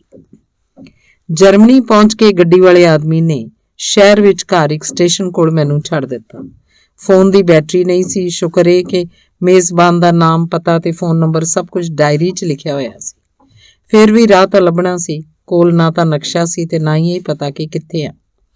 ਉੱਪਰੋਂ ਥਾਵਾਂ ਦੇ ਨਾਮ ਠੀਕ ਬੋਲਣਾ ਇੰਨਾ ਮੁਸ਼ਕਿਲ ਕਿ ਪੁੱਛੋ ਨਾ। ਮੈਂ ਜਾਣਾ ਸੀ ਆਸਟਲਰ ਸਟ੍ਰੇਬ ਰਿਟਰਲਾਵਿੰਡ। ਜਦੋਂ ਉੱਥੇ ਰਹੀ ਤਾਂ ਸਿੱਖ ਗਈ ਸੀ ਇਹਨੂੰ ਬੋਲਣਾ। ਹੁਣ ਫੇਰ ਭੁੱਲ ਗਈਆਂ। ਇਹ ਤਾਂ ਫਿਰ ਵੀ ਸੌਖੇ ਨਾਵਾਂ 'ਚੋਂ ਇੱਕ ਸੀ। ਇਸ ਤੋਂ ਵੀ ਵੱਡੇ ਨਾਮ ਹਨ ਉੱਥੇ ਥਾਵਾਂ ਦੇ, ਤੇ ਉਹਨਾਂ ਨੂੰ ਬੋਲਣਾ ਉਹ ਤੋਂ ਵੀ ਔਖਾ। ਕਿਸਮਤ ਨਾਲ ਦੂਸਰੀ ਕੁੜੀ ਜਿਹਨੇ ਪੂਰੇ 8 ਘੰਟੇ ਦੇ ਸਫ਼ਰ ਦੌਰਾਨ 2 ਸ਼ਬਦ ਵੀ ਨਾ ਬੋਲੇ ਸੀ, ਕਾਫੀ ਮਦਦਗਾਰ ਨਿਕਲੇ। ਬਹੁਤ ਸੋਹਣੀ ਸੀ ਤੇ ਉਹ ਇਹ ਜਾਣਦੀ ਵੀ ਸੀ। ਉਸ ਵਿੱਚ ਥੋੜਾ ਜਿਹਾ ਗਰੂਰ ਸੀ, ਪਰ ਦਿਲ ਦੀ ਚੰਗੀ ਸੀ। 2 ਸਾਲਾਂ ਤੋਂ ਬਰਲਿਨ 'ਚ ਪੜ੍ਹਾਈ ਕਰ ਰਹੀ ਸੀ, ਪਰ ਸੀ ਸਵਿਟਜ਼ਰਲੈਂਡ ਦੀ। ਹੁਣ ਬੈਰੇ ਦਾ ਕੰਮ ਕਰਦੀ ਹੋਈ ਨਾਲ ਕੁਝ ਹੋਰ ਨੌਕਰੀ ਲੱਭ ਰਹੀ ਸੀ। ਇਹਨਾਂ ਦੇਸ਼ਾਂ 'ਚ ਬਹਿਰਾ ਹੋਣਾ ਜਾਂ ਨੈਣੀ ਹੋਣਾ ਜਾਂ ਕਿਸੇ ਦੇ ਘਰ ਮੇਡ ਹੋਣਾ ਮਜਬੂਰੀ ਜਾਂ ਗਰੀਬੀ ਨਾਲ ਜੁੜੇ ਕੰਮ ਨਹੀਂ ਹੈ। ਸਾਰੇ ਮੁੰਡੇ ਕੁੜੀਆਂ ਨੌਕਰੀ ਭਾਲਦੇ ਸਮੇਂ ਜੇਬ ਖਰਚ ਲਈ ਇਹ ਸਾਰੇ ਕੰਮ ਕਰ ਲੈਂਦੇ ਆ। ਇੱਕ ਤਾਂ ਇਹ ਕੰਮ ਆਸਾਨੀ ਨਾਲ ਮਿਲ ਜਾਂਦਾ ਹੈ, ਦੂਜਾ ਦਿਮਾਗ ਤੇ ਜ਼ਿਆਦਾ ਬੋਝ ਪਾਉਣ ਵਾਲਾ ਵੀ ਨਹੀਂ ਹੁੰਦਾ। ਸਭ ਤੋਂ ਚੰਗੀ ਗੱਲ ਇਹ ਕਿ ਇਹਨਾਂ ਕੰਮਾਂ ਨੂੰ ਇੱਥੇ ਨੀਵਾਂ ਨਹੀਂ ਸਮਝਿਆ ਜਾਂਦਾ ਤੇ ਲੋਕ ਇੱਜ਼ਤ ਕਰਦੇ ਹਨ। ਉਂਝ ਵੀ ਪੜ੍ਹਾਈ ਬਾਅਦ ਇੱਕਦਮ ਨੌਕਰੀ ਲੈਣ ਦੀ ਬਜਾਏ 1-2 ਸਾਲ ਘੁੰਮਣ ਫਿਰਨ ਦਾ ਰਿਵਾਜ ਹੈ ਇੱਥੇ। ਕਾਲਜ ਤੋਂ ਬਾਅਦ ਸਿੱਧਾ ਘੁੰਮਣ ਨਿਕਲ ਨੂੰ ਵੰਡਿਆ ਕਹਿੰਦੇ ਹਨ। ਜਦੋਂ ਤੁਸੀਂ ਬਿਨਾਂ ਪੈਸੇ ਦੇ 1 ਤੋਂ 3 ਸਾਲ ਤੱਕ ਦੁਨੀਆ ਘੁੰਮਦੇ ਹੋ, ਤਜਰਬੇ ਇਕੱਠੇ ਕਰਦੇ ਹੋ, ਦੁਨੀਆ 'ਚ ਜਿਉਣਾ ਸਿੱਖਦੇ ਹੋ, ਤਾਂ ਤੁਹਾਨੂੰ ਨੌਕਰੀ ਮਿਲਦੀ ਹੈ। ਇਹ ਤੁਹਾਡੇ CV ਨੂੰ ਹੋਰ ਅਮੀਰ ਬਣਾਉਂਦਾ ਹੈ। ਮੈਂ ਸੋਚ ਰਹੀ ਸੀ ਕਿ BA ਆਨਰਸ ਤੋਂ ਬਾਅਦ ਮੈਨੂੰ ਵੀ ਨਹੀਂ ਪਤਾ ਸੀ ਕਿ ਕੀ ਕਰਨਾ ਹੈ, ਪਰ 3 ਸਾਲ ਅੰਗਰੇਜ਼ੀ ਪੜ੍ਹਨ ਤੋਂ ਬਾਅਦ ਫਿਰ ਇੱਕਦਮ ਅੰਗਰੇਜ਼ੀ ਵਿੱਚ ਹੀ ਮਾਸਟਰ ਡਿਗਰੀ ਕਰਨ ਦਾ ਦਿਲ ਬਿਲਕੁਲ ਨਹੀਂ ਸੀ। ਮੈਂ ਕਾਲਜ ਤੋਂ ਬਾਅਦ ਸਿੱਧਾ ਪੂਨੇ ਆ ਗਈ ਸੀ। ਸ਼ਤਰੰਜ ਸਿਖਾ ਕੇ ਕੁਝ ਪੈਸੇ ਜੋੜੇ ਸੀ ਤੇ ਪਤਾ ਨਹੀਂ ਕੀ ਕਰਨਾ ਚਾਹੁੰਦੀ ਸੀ। ਯਾਦ ਹੈ ਕਿ ਮੈਨੂੰ ਆਪਣੇ ਜੀਵਨ ਦਾ ਕੋਈ ਥਹੁ ਪਤਾ ਨਹੀਂ ਸੀ, ਪਰ ਮੈਂ ਇਕੱਲੀ ਰਹਿ ਕੇ ਆਪਣਾ ਜੀਵਨ ਆਪ ਬਣਾਉਣਾ ਚਾਹੁੰਦੀ ਸੀ। ਇੱਕ ਗੁਰੂ ਜੀ ਤੋਂ ਗਾਉਣਾ ਸਿੱਖਣਾ ਸ਼ੁਰੂ ਕੀਤਾ ਸੀ, ਪਰ ਗਲਾ ਇੰਨਾ ਖਰਾਬ ਸੀ ਕਿ ਉਹਨਾਂ ਨੇ ਸਲਾਹ ਦਿੱਤੀ ਕਿ ਕੱਥਕ ਸਿੱਖ ਲੈ। ਫਿਰ ਉਹ ਸਿੱਖਣਾ ਸ਼ੁਰੂ ਕੀਤਾ। ਓਸ਼ੋ ਆਸ਼ਰਮ ਦੇ ਕੋਲ ਰਹਿੰਦੀ ਸੀ। ਸਵੇਰੇ ਉੱਥੇ ਯੋਗ ਕਰਨ ਜਾਂਦੀ, 1-2 ਘੰਟੇ ਧਿਆਨ ਲਗਾਉਂਦੀ, ਸਾਈਕਲ ਚਲਾਉਂਦੀ ਤੇ ਸ਼ਾਮ ਨੂੰ ਦੋਸਤਾਂ ਨਾਲ ਅਵਾਰਾ ਫਿਰਦੀ। ਉੱਥੇ ਮਿਲੀ ਸੀ ਮੈਨੂੰ ਰਮੋਨਾ। BA ਦਾ ਰਿਜ਼ਲਟ ਆਇਆ ਤਾਂ ਅੱਗੇ ਪੜ੍ਹਾਈ ਕਰਨ ਦਾ ਦਬਾਅ ਬਣਿਆ, ਪਰ ਮੈਂ ਬਿਲਕੁਲ ਤਿਆਰ ਨਹੀਂ ਸੀ ਅੱਗੇ ਪੜ੍ਹਨ ਨੂੰ। ਨੌਕਰੀ ਕਰਨੀ ਚਾਹੁੰਦੀ ਸੀ, ਪਰ BA ਕੀਤੇ ਹੋਏ ਇਨਸਾਨ ਨੂੰ ਇਹੋ ਜਿਹੀ ਕਿਹੜੀ ਚੰਗੀ ਨੌਕਰੀ ਮਿਲੇਗੀ ਸਾਡੇ ਦੇਸ਼ 'ਚ। ਤੇ ਚੰਗੇ ਘਰਾਂ ਦੀਆਂ ਕੁੜੀਆਂ ਨੇ ਤਾਂ ਨੌਕਰੀ ਵੀ ਚੰਗੀ ਕਰਨੀ ਹੁੰਦੀ ਹੈ, ਕਰਦੀਆਂ ਵੀ ਹਨ। ਮੈਂ ਤਾਂ ਰਮੋਨਾ ਦੀ ਤਰ੍ਹਾਂ ਕਾਫੀ ਸ਼ਾਪ ਤੇ ਕੰਮ ਕਰਨਾ ਚਾਹੁੰਦੀ ਸੀ। ਚਾਹ ਦੀ ਦੁਕਾਨ 'ਚ ਚਾਹ ਬਣਾਉਣਾ ਚਾਹੁੰਦੀ ਸੀ। ਮੈਂ ਪੈਸੇ ਨਹੀਂ ਕਮਾਉਣੇ ਸੀ ਉਸ ਸਮੇਂ, ਤਾਂ ਬਸ ਮੈਂ ਬॉयਫ੍ਰੈਂਡ ਹੀ ਬਣਾਉਣੇ ਸੀ। ਮੈਂ ਰਮੋਨਾ ਦੀ ਤਰ੍ਹਾਂ ਮੁੰਡਿਆਂ ਦੇ ਨਾਲ ਘੁੰਮਣਾ ਫਿਰਨਾ ਚਾਹੁੰਦੀ ਸੀ। ਮੈਂ ਚਾਹੁੰਦੀ ਸੀ ਪੂਰਾ ਸ਼ਹਿਰ ਮੇਰੇ ਪਿਆਰ 'ਚ ਪਾਗਲ ਹੋ ਉੱਠੇ। ਮੈਂ ਬਿਲਕੁਲ ਕਲੀਓਪੈਟਰਾ ਬਣਨਾ ਚਾਹੁੰਦੀ ਸੀ। ਪਰ ਸਾਡੇ ਇੱਥੇ ਤਾਂ ਬ੍ਰੇਕ ਲੈਣਾ ਇਉਂ ਸਮਝਿਆ ਜਾਂਦਾ ਹੈ ਕਿ ਉਸ ਤੋਂ ਬਾਅਦ ਤਾਂ ਬੱਚਾ ਵਿਗੜਿਆ ਹੀ ਵਿਗੜਿਆ। ਆਮ ਧਾਰਨਾ ਹੈ ਜਾਂ ਤਾਂ ਗਰੀਬ ਦਾ ਬੱਚਾ ਫੀਸ ਨਾ ਦੇਣ ਕਾਰਨ ਪੜ੍ਹਾਈ ਛੱਡਦਾ, ਜਾਂ ਫਿਰ ਅਮੀਰ ਦਾ ਬੱਚਾ ਵਿਗੜਨ ਦੇ ਕਾਰਨ। ਮੱਧ ਵਰਗੀ ਘਰ ਦਾ ਚੰਗਾ ਬੱਚਾ ਤਾਂ ਪਹਿਲਾਂ ਜਿੰਨੀ ਕਰ ਸਕਦਾ ਪੜ੍ਹਾਈ ਕਰਦਾ, ਫਿਰ ਕਾਲਜ ਪਲੇਸਮੈਂਟ ਲੈਂਦਾ, ਨੌਕਰੀ ਮਿਲਦੇ ਹੀ ਘਰ ਵਸਾ ਲੈਂਦਾ, ਪੈਸੇ ਜੋੜ ਕੇ ਘਰ ਤੇ ਗੱਡੀ ਖਰੀਦਦਾ, ਫਿਰ ਬੱਚੇ ਪੈਦਾ ਕਰਦਾ। ਘਰ ਦਾ ਲੋਨ ਉਤਾਰਦੇ ਉਮਰ ਨਿਕਲ ਜਾਂਦੀ ਹੈ। ਯੂਰਪ ਟ੍ਰਿਪ ਦੇ ਸੁਪਨੇ ਦੇਖਦਾ ਤੇ ਜ਼ਿੰਦਗੀ ਨਾ ਮਿਲੇਗੀ ਦੁਬਾਰਾ ਵੇਖ ਕੇ ਦੁਖੀ ਹੁੰਦਾ। ਫਿਰ ਜੋ ਆਪ ਕੀਤਾ ਆਪਣੇ ਬੱਚਿਆਂ ਨੂੰ ਉਹੀ ਕਰਨ ਦੀ ਸਲਾਹ ਦਿੰਦਾ ਹੈ। ਹੁੰਦਾ ਇਹ ਹੈ ਕਿ ਜਦੋਂ ਤੱਕ ਘਰ ਦਾ ਕੋਈ ਬੱਚਾ IIT ਜਾਂ IIM ਵਰਗੀ ਜਗ੍ਹਾ ਵੜ ਕੇ ਨੌਕਰੀ ਦਾ ਕੋਈ ਵੱਡਾ ਹੱਥ ਨਹੀਂ ਮਾਰ ਲੈਂਦਾ, ਇਹ ਸਿਲਸਿਲਾ ਚੱਲਦਾ ਰਹਿੰਦਾ ਹੈ। ਹਾਲਾਂਕਿ ਅੱਗੇ ਵੀ ਇਹ ਸਿਲਸਿਲਾ ਰੁਕਦਾ ਨਹੀਂ। ਦਿੱਲੀ ਦੀ ਬਜਾਏ ਲੰਡਨ ਜਾਂ ਦੁਬਈ 'ਚ ਜਾਰੀ ਰਹਿੰਦਾ, ਪਰ ਥੋੜਾ ਹੋਰ ਢੰਗ ਨਾਲ। ਤਾਂ ਐਵੇਂ ਸਿਲਸਿਲੇ ਨੂੰ ਜਾਰੀ ਰੱਖਦੇ ਹੋਏ ਮੈਂ ਵੀ ਲਾਅ ਕਾਲਜ 'ਚ ਦਾਖਲਾ ਲੈ ਲਿਆ। ਆਰਟਸ ਸਾਈਡ ਦੀ ਸੀ, ਕੋਈ ਪੜ੍ਹਾਈ 'ਚ 30 ਮਾਰਕਾਂ ਵੀ ਨਹੀਂ ਸੀ। ਅਜਿਹੇ 'ਚ ਲਾਅ ਕਰ ਲਓ ਜਾਂ ਪੱਤਰਕਾਰਤਾ ਕਰ ਲਓ। ਖੈਰ 3 ਸਾਲ ਕਿਵੇਂ ਐਗਜ਼ਾਮ ਲਿਖਦੇ ਗੁਜ਼ਰੇ ਮੈਨੂੰ ਕੁਛ ਯਾਦ ਨਹੀਂ। ਜੋ ਪੜ੍ਹਿਆ ਉਸ ਵਿੱਚੋਂ ਵੀ ਸ਼ਾਇਦ ਕੋਈ ਧਾਰਾ ਯਾਦ ਨਹੀਂ। ਬਸ ਕਾਲਜ ਵਿੱਚ ਮਨੁੱਖੀ ਅਧਿਕਾਰ ਤੇ ਇਸਤਰੀ ਵਿਕਾਸ ਸੈੱਲ ਜ਼ਰੂਰ ਬਣਾ ਲਿਆ। ਉਸ ਸੋਹਣੀ ਦਿਆਲੂ ਕੁੜੀ ਨੇ ਮੈਨੂੰ ਮੈਟਰੋ ਦੀ ਦਿਸ਼ਾ ਦੱਸ ਦਿੱਤੀ ਤੇ ਟਿਕਟ ਵੀ ਦਿਵਾ ਦਿੱਤੀ। 20 ਮਿੰਟ ਦੇ ਮੈਟਰੋ ਸਫ਼ਰ ਤੋਂ ਬਾਅਦ ਮੈਂ ਬੱਸ ਫੜਨੀ ਸੀ। ਉੱਥੋਂ ਪੈਦਲ 5 ਮਿੰਟ ਦੀ ਦੂਰੀ ਤੇ ਸੀ ਮੇਰੇ ਹੋਸਟ ਦਾ ਘਰ। ਹੁਣ ਟਿਕਾਣੇ ਤੱਕ ਪਹੁੰਚਣ ਦੀ ਜਲਦੀ ਸੀ। ਮੇਰਾ ਮਨ ਬਹੁਤ ਉਦਾਸ ਹੋ ਚੱਲਿਆ ਸੀ। ਕਾਰਨ ਦਾ ਕੁਝ ਨਹੀਂ ਕਹਿ ਸਕਦੀ। ਇੱਕ ਤਾਂ ਬਹੁਤ ਲੰਬੇ ਤੇ ਥਕਾਊ ਸਫ਼ਰ ਦਾ ਅਸਰ ਰਿਹਾ ਹੋਏਗਾ। ਦੂਜਾ, ਇਹ ਨਵਾਂ ਸ਼ਹਿਰ ਇੰਨਾ ਵੱਡਾ ਤੇ ਦਿੱਲੀ ਵਾਂਗ ਰੁੱਖਾ ਜਿਹਾ ਸੀ, ਪੀਲੇ ਮਟਮੈਲੇ ਰੰਗ ਦੀਆਂ ਇਮਾਰਤਾਂ ਵਾਲਾ, ਜਿੱਥੇ ਛੋਟੇ ਸ਼ਹਿਰਾਂ ਵਾਂਗ ਆਪਣਾਪਣ ਨਹੀਂ ਸੀ। ਤੀਜਾ, ਹੋਸਟ ਦਾ ਘਰ ਲੱਭਣ ਦੀ ਪਰੇਸ਼ਾਨੀ ਤੇ ਖਾਸ ਮੁਸ਼ਕਿਲ ਇਹ ਕਿ ਸਵੇਰ ਤੋਂ ਚਾਹ ਵੀ ਨਹੀਂ ਪੀਤੀ ਸੀ। ਸੰਭਵ ਹੈ ਮਨ ਤੇ ਇਹਨਾਂ ਸਾਰੀਆਂ ਗੱਲਾਂ ਦਾ ਮਿਲਿਆ ਜੁਲਿਆ ਅਸਰ ਰਿਹਾ ਹੋਏਗਾ। ਖੈਰ, ਬੱਸ ਤੋਂ ਉਤਰ ਕੇ ਉਲਟੀ ਦਿਸ਼ਾ 'ਚ ਘਰ ਲੱਭਣ ਚੱਲ ਪਈ। ਬਾਲਕਨੀ 'ਚ ਕੁਝ ਮੁੰਡੇ ਖੜੇ ਦਿਸੇ, ਤੁਰਕੀ ਲੱਗਦੇ ਸੀ। ਉਹ ਮੈਨੂੰ ਘੂਰ ਰਹੇ। ਫਿਰ ਆਪਣੀ ਗਲਤ ਦਿਸ਼ਾ ਦਾ ਪਤਾ ਲੱਗਿਆ ਤਾਂ ਵਾਪਸ ਮੁੜਦੀਆਂ ਉੱਥੇ ਹੀ ਖੜੇ ਹਨ ਤੇ ਉਹਨਾਂ ਦਾ ਘੂਰਨਾ ਮੈਨੂੰ ਬਿਲਕੁਲ ਚੰਗਾ ਨਹੀਂ ਲੱਗਦਾ। ਰਾਹ 'ਚ ਕੁਝ ਆਦਮੀ ਬੈਠ ਕੇ ਹੁੱਕਾ ਪੀ ਰਹੇ ਹਨ ਤੇ ਤਾਸ਼ ਵਰਗਾ ਕੁਝ ਖੇਡ ਰਹੇ ਹਨ। ਮੈਨੂੰ ਡਰ ਜਿਹਾ ਲੱਗਦਾ ਹੈ। ਮੈਂ ਆਪਣਾ ਬੈਕਪੈਕ ਮਜ਼ਬੂਤੀ ਨਾਲ ਫੜਿਆ, ਉਹਨਾਂ ਵੱਲ ਧਿਆਨ ਦਿੱਤੇ ਬਿਨਾਂ ਅੱਗੇ ਲੰਘ ਜਾਂਦੀ ਹਾਂ। ਮੈਨੂੰ ਲੱਗਦਾ ਮੈਨੂੰ ਦੇਖਦੇ ਕੁਝ ਕਹਿ ਰਹੇ ਹਨ। ਆਪਣੇ ਬੈਕਪੈਕ ਦੀ ਵਜ੍ਹਾ ਕਰਕੇ ਮੈਂ ਟੂਰਿਸਟ ਤਾਂ ਦਿਖਦੀ ਹਾਂ, ਤੁਰਕੀ ਔਰਤ ਵਰਗੀ ਦਿਖ ਸਕਦੀ ਹਾਂ, ਤਾਂ ਹੀ ਉਹ ਮੈਨੂੰ ਘੂਰੀ ਜਾ ਰਹੇ ਹਨ। ਗੋਰੀ ਕੁੜੀ ਇਕੱਲੀ ਭਾਰਤ ਘੁੰਮੇ ਤਾਂ ਘੱਟ ਲੋਕ ਘੂਰਨਗੇ ਉਹਨੂੰ ਜਿੰਨਾ ਕਿ ਇੱਕ ਭਾਰਤੀ ਕੁੜੀ ਨੂੰ ਇਕੱਲੀ ਘੁੰਮਦੇ ਦੇਖ ਕੇ। ਉਹ ਸ਼ਾਇਦ ਮੈਨੂੰ ਆਪਣਾ ਸਮਝ ਕੇ ਘੂਰ ਰਹੇ ਹਨ। ਮੈਨੂੰ ਰੋਣਾ ਆਉਂਦਾ ਹੈ ਤੇ ਸਨੇਹਾ ਦੇ ਘਰ ਦੀ ਯਾਦ ਵੀ ਆ ਰਹੀ ਹੈ। ਕਿੰਨਾ ਚੰਗਾ ਹੁੰਦਾ ਜੇ ਉੱਥੇ ਰੁਕ ਜਾਂਦੀ। ਉਹਨੇ ਵੀ ਕਿੰਨਾ ਕਿਹਾ ਸੀ। ਹੁਣ ਪਤਾ ਨਹੀਂ ਮੇਰਾ ਹੋਸਟ ਕਿਹੋ ਜਿਹਾ ਹੈ। ਕਿਤੇ ਤੁਰਕੀ ਤਾਂ ਨਹੀਂ? ਇਸ ਇਲਾਕੇ 'ਚ ਤਾਂ ਸਾਰੇ ਤੁਰਕੀ ਨਜ਼ਰ ਆ ਰਹੇ ਹੈ। 2-3 ਔਰਤਾਂ ਬੱਸ ਸਕਾਫ 'ਚ ਨਜ਼ਰ ਆਉਂਦੀਆਂ ਹਨ। ਇਹ ਕਿੱਥੇ ਆ ਗਈ? ਮੈਂ ਵਾਪਸ ਜਾਵਾਂਗੇ, ਪਰ ਇੰਨਾ ਲੰਮਾ ਸਫ਼ਰ ਹੈ ਤੇ ਬਿਨਾਂ ਲਿਫਟ ਤੋਂ ਤਾਂ ਮੈਨੂੰ ਪਤਾ ਵੀ ਨਹੀਂ ਕਿਵੇਂ ਜਾਣਾ। ਇੱਥੇ ਕੋਈ ਹੋਟਲ ਵੀ ਨਜ਼ਰ ਨਹੀਂ ਆਉਂਦਾ। ਬੈਗ ਨੂੰ ਟੰਗੇ ਹੋਏ ਵਾਪਸ ਸਿਟੀ ਸੈਂਟਰ ਜਾਣ ਲਈ ਵੀ ਜਾਣ ਨਹੀਂ ਬਚੀ ਹੈ। ਲਓ, ਹੁਣ ਤਾਂ ਘਰ ਵੀ ਆ ਗਿਆ। ਹੇਠਾਂ ਲੋਹੇ ਦੇ ਗ੍ਰਿਲ ਵਰਗਾ ਦਰਵਾਜ਼ਾ ਹੈ। ਬਿਲਡਿੰਗ ਦੇ ਅੰਦਰ ਜਾਣ ਦਾ ਗੇਟ ਇਹੀ ਹੈ ਸ਼ਾਇਦ। ਬਾਹਰ ਕੰਧ ਤੇ ਸਾਰੇ ਘਰਾਂ ਦੇ ਨੰਬਰ ਲਿਖੇ ਹਨ। ਮੈਂ 9 ਨੰਬਰ ਦੱਬਦੀ ਹਾਂ ਤਾਂ ਇੱਕ ਮੁਸਕਰਾਉਂਦੀ ਜਿਹੀ ਆਵਾਜ਼ ਆਉਂਦੀ ਹੈ। ਉਹ ਸ਼ਾਇਦ ਮੇਰਾ ਹੀ ਇੰਤਜ਼ਾਰ ਕਰ ਰਹੀ ਸੀ। ਲਹਿਜਾ ਤਾਂ ਜਰਮਨ ਹੀ ਲੱਗਦਾ ਹੈ। ਦਰਵਾਜ਼ਾ ਖੁੱਲ੍ਹਦਾ ਹੈ ਤੇ ਮੈਂ ਅੰਦਰ ਦਾਖਲ ਹੁੰਦੀ ਹਾਂ। ਸ਼ਾਇਦ ਉਹਨਾਂ ਨੇ ਮੈਨੂੰ ਲਿਫਟ ਲੈਣ ਨੂੰ ਕਿਹਾ ਸੀ, ਪਰ ਮੈਂ ਪੌੜੀਆਂ ਹੀ ਚੜ੍ਹਦੀ ਹਾਂ। ਨੰਬਰ 9 ਸੀ ਤਾਂ ਮੈਨੂੰ ਲੱਗਿਆ ਦੂਜੀ ਮੰਜ਼ਿਲ 'ਤੇ ਹੀ ਹੋਏਗਾ, ਪਰ ਇਹ ਤਾਂ ਚੌਥੀ ਮੰਜ਼ਿਲ 'ਤੇ ਮਿਲਿਆ। ਅਲਬਰਟ ਮੂਲਰ ਨਾਮ ਸੀ ਮੇਰੇ ਹੋਸਟ ਦਾ। ਘਰ 'ਚ ਦਾਖਲ ਹੋਈ ਤਾਂ ਜਗ੍ਹਾ ਜਗ੍ਹਾ ਵਿਗਿਆਨ ਨਾਲ ਜੁੜੀਆਂ ਚੀਜ਼ਾਂ ਰੱਖੀਆਂ ਸਨ। ਵੱਡੇ ਵੱਡੇ ਵਿਗਿਆਨੀਆਂ ਦੇ ਪੋਸਟਰ ਟੰਗੇ ਹੋਏ ਸਨ। ਮੈਗਜ਼ੀਨ ਵੀ ਵਿਗਿਆਨ ਦੀ, ਹੋਰ ਜੋ ਪੇਂਟਿੰਗ ਲੱਗੀਆਂ ਹੋਈਆਂ ਸਨ ਉਹ ਵੀ ਸੌਰ ਮੰਡਲ ਤੇ ਵਿਗਿਆਨੀਆਂ ਦੇ ਮਤਲਬ ਦੀਆਂ ਸਨ। ਅਲਬਰਟ ਨੇ ਦੱਸਿਆ ਕਿ ਘਰ 'ਚ ਇੱਕ ਹੋਰ ਮਹਿਮਾਨ ਰੁਕਿਆ ਹੋਇਆ ਤੇ ਇਹ ਹਾਲ 'ਚ ਫੈਲਿਆ ਸਮਾਨ ਉਸੇ ਦਾ ਹੈ। ਇਹ ਜਾਣ ਕੇ ਮੈਨੂੰ ਥੋੜ੍ਹੀ ਹੋਰ ਤਸੱਲੀ ਹੋਈ। ਘਰ 'ਚ ਕੋਈ ਹੋਰ ਘੁਮੱਕੜ ਵੀ ਹੈ। ਉਹਨਾਂ ਨੇ ਕੌਫੀ ਲਈ ਪੁੱਛਿਆ ਤੇ ਇੱਕ ਧੋਤਾ ਹੋਇਆ ਤੌਲੀਆ ਤੇ ਸਾਬਣ ਸ਼ੈਂਪੂ ਦੇ ਕੇ ਮੈਨੂੰ ਇਸ਼ਨਾਨ ਘਰ ਦਿਖਾਇਆ। ਦੱਸਿਆ ਕਿ ਮੈਨੂੰ ਬਾਹਰ ਸੋਫੇ 'ਤੇ ਸੌਣਾ ਪਏਗਾ ਤੇ ਦੂਜੇ ਮਹਿਮਾਨ ਦੇ ਕੋਲ ਸਲੀਪਿੰਗ ਬੈਗ ਹੈ, ਉਸ 'ਚ ਸੌਂ ਜਾਏਗਾ। ਉਸੇ ਕਮਰੇ 'ਚ ਉਹਨਾਂ ਦਾ ਵੱਡਾ ਸਾਰਾ ਕੰਪਿਊਟਰ ਵੀ ਰੱਖਿਆ ਹੋਇਆ ਸੀ। ਅਲਬਰਟ ਨੇ ਕਿਹਾ ਕਿ ਮੈਂ ਉਹਨੂੰ ਵਰਤ ਸਕਦੀ ਹਾਂ। ਉਹਨਾਂ ਨੇ ਕੌਫੀ ਬਣਾਈ ਤੇ ਇਸੇ ਦੌਰਾਨ ਮੈਂ ਮੂੰਹ ਹੱਥ ਧੋ ਕੇ ਆਪਣਾ ਸਮਾਨ ਜੱਚਾ ਲਿਆ। ਕੌਫੀ ਪੀਂਦੇ ਹੋਏ ਮੈਂ ਉਹਨਾਂ ਦੇ ਪ੍ਰਤੀ ਇੱਕ ਅਜੀਬ ਜਿਹਾ ਅਹਿਸਾਨ ਭਾਵ ਨਾਲ ਭਰ ਗਈ। ਇੱਕ ਅਜਨਬੀ ਨੂੰ ਉਹਨਾਂ ਨੇ ਆਪਣੇ ਘਰ 'ਚ ਸਿਰਫ ਜਗ੍ਹਾ ਹੀ ਨਹੀਂ ਦਿੱਤੀ, ਸਗੋਂ ਦੁਨੀਆ 'ਚ ਚੰਗਿਆਈ ਤੇ ਉਹਦਾ ਵਿਸ਼ਵਾਸ ਵੀ ਹੋਰ ਮਜ਼ਬੂਤ ਕੀਤਾ ਸੀ। ਹੁਣ ਮੈਂ ਜਿਵੇਂ ਦੋਸਤ ਦੇ ਘਰ 'ਚ ਹੀ ਸੀ। ਜਦੋਂ ਅਲਬਰਟ ਨੂੰ ਮੈਂ ਦੱਸਿਆ ਕਿ ਮੈਂ ਸਿਰਫ 2 ਦਿਨ ਬਰਲਿਨ 'ਚ ਰੁਕਣ ਵਾਲੀ ਹਾਂ ਤਾਂ ਉਹ ਥੋੜ੍ਹੇ ਜਿਹੇ ਨਿਰਾਸ਼ ਹੋਏ। ਉਹਨਾਂ ਦੇ ਅਨੁਸਾਰ 2 ਦਿਨਾਂ 'ਚ ਤਾਂ ਮੈਂ ਬਰਲਿਨ ਦਾ ਬੀ ਵੀ ਚੰਗੀ ਤਰ੍ਹਾਂ ਨਹੀਂ ਦੇਖ ਸਕਦੀ। ਉਹਨਾਂ ਨੇ ਇੱਕ ਕਾਗਜ਼ ਤੇ ਪੈਨਸਿਲ ਨਾਲ ਥਾਵਾਂ ਦੇ ਨਾਮ ਲਿਖਣੇ ਸ਼ੁਰੂ ਕਰ ਦਿੱਤੇ ਤੇ ਦੱਸਿਆ ਕਿ ਇਹਨਾਂ ਨੂੰ ਦੇਖੇ ਬਿਨਾਂ ਸ਼ਹਿਰ ਆਉਣਾ ਨਾ ਆਉਣਾ ਇੱਕ ਬਰਾਬਰ ਹੈ। ਮੈਂ ਉਹਨਾਂ ਨੂੰ ਦੱਸਿਆ ਕਿ ਮੈਂ ਚੀਜ਼ਾਂ ਦੇਖਣ 'ਚ ਜ਼ਿਆਦਾ ਵਿਸ਼ਵਾਸ ਨਹੀਂ ਰੱਖਦੀ, ਬਸ ਜਰਮਨੀ ਦੇ ਇਤਿਹਾਸ 'ਚ ਥੋੜ੍ਹੀ ਦਿਲਚਸਪੀ ਰੱਖਦੀ ਹਾਂ। ਹੋਰ ਬਾਕੀ ਬਸ ਸ਼ਹਿਰ 'ਚ ਐਵੇਂ ਹੀ ਚੱਲ ਫਿਰ ਕੇ ਦੇਖਣਾ ਚਾਹੁੰਦੀ ਹਾਂ। ਇਸ ਤੇ ਅਲਬਰਟ ਨੇ ਕਿਹਾ ਕਿ 2 ਦਿਨਾਂ 'ਚ ਇਹ ਵੀ ਨਹੀਂ ਹੋ ਸਕੇਗਾ। ਉਹਨਾਂ ਦਾ ਸ਼ਹਿਰ ਨਾਲ ਬੜਾ ਪ੍ਰੇਮ ਲੱਗਦਾ ਹੈ। ਉਂਝ ਤਾਂ ਜਰਮਨੀ ਦੇ ਲੋਕਾਂ ਦੀ ਦੇਸ਼ ਭਗਤੀ ਦੇ ਬਾਰੇ ਮੈਂ ਸੁਣਿਆ ਸੀ, ਪਰ ਇਹ ਤਾਂ ਭਗਤੀ ਘੱਟ ਤੇ ਪ੍ਰੇਮ ਜ਼ਿਆਦਾ ਲੱਗਦਾ ਹੈ। ਉਹਨਾਂ ਨੇ ਆਪਣੀ 60 ਸਾਲ ਦੀ ਪੂਰੀ ਉਮਰ ਬਰਲਿਨ 'ਚ ਹੀ ਗੁਜ਼ਾਰੀ ਹੈ। ਵਿਆਹ ਕਰਾਇਆ, ਬੱਚੇ ਪੈਦਾ ਹੋਏ, ਤਲਾਕ ਹੋਇਆ, ਪਤਨੀ ਦੂਜੇ ਸ਼ਹਿਰ 'ਚ ਵਸ ਗਈ, ਬੱਚੇ ਦੂਜੇ ਸ਼ਹਿਰ ਚਲੇ ਗਏ, ਪਰ ਉਹ ਬਰਲਿਨ 'ਚ ਹੀ ਰਿਹਾ। ਬੱਚਿਆਂ ਨਾਲ ਉਹਦਾ ਪ੍ਰੇਮ ਦਿਸਦਾ ਸੀ। ਉਹ ਦੱਸਦੇ ਸਨ ਕਿ ਉਹ ਹਰ ਸਾਲ ਉਹਨੂੰ ਮਿਲਣ ਆਉਂਦੇ ਹਨ, ਪਰ ਇਸ ਸਾਲ ਮਾਂ ਦੇ ਕੋਲ ਗਏ ਹਨ। ਅਲਬਰਟ ਦੱਸਦੇ ਹਨ ਕਿ ਬਰਲਿਨ ਦਾ ਬੇਹੱਦ ਸਸਤਾ ਹੋਣਾ ਵੀ ਉਹਨਾਂ ਲਈ ਇੱਥੇ ਬਣੇ ਰਹਿਣ ਦਾ ਕਾਰਨ ਹੈ।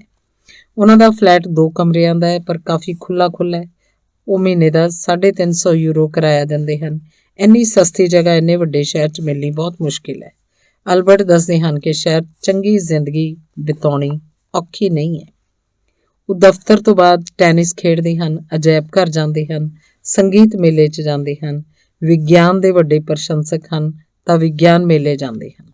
ਦੱਸਦੇ ਹਨ ਕਿ ਸਰਕਾਰ ਨੇ ਸਿਹਤ ਸਹੂਲਤਾਂ ਬਹੁਤ ਚੰਗੀਆਂ ਦੇ ਰੱਖੀਆਂ ਹਨ ਤੇ ਉਹਨਾਂ ਨੂੰ ਆਪਣਾ ਜੀਵਨ ਬਰਲਿਨ 'ਚ ਕਾਫੀ ਚੰਗਾ ਲੱਗਦਾ ਹੈ।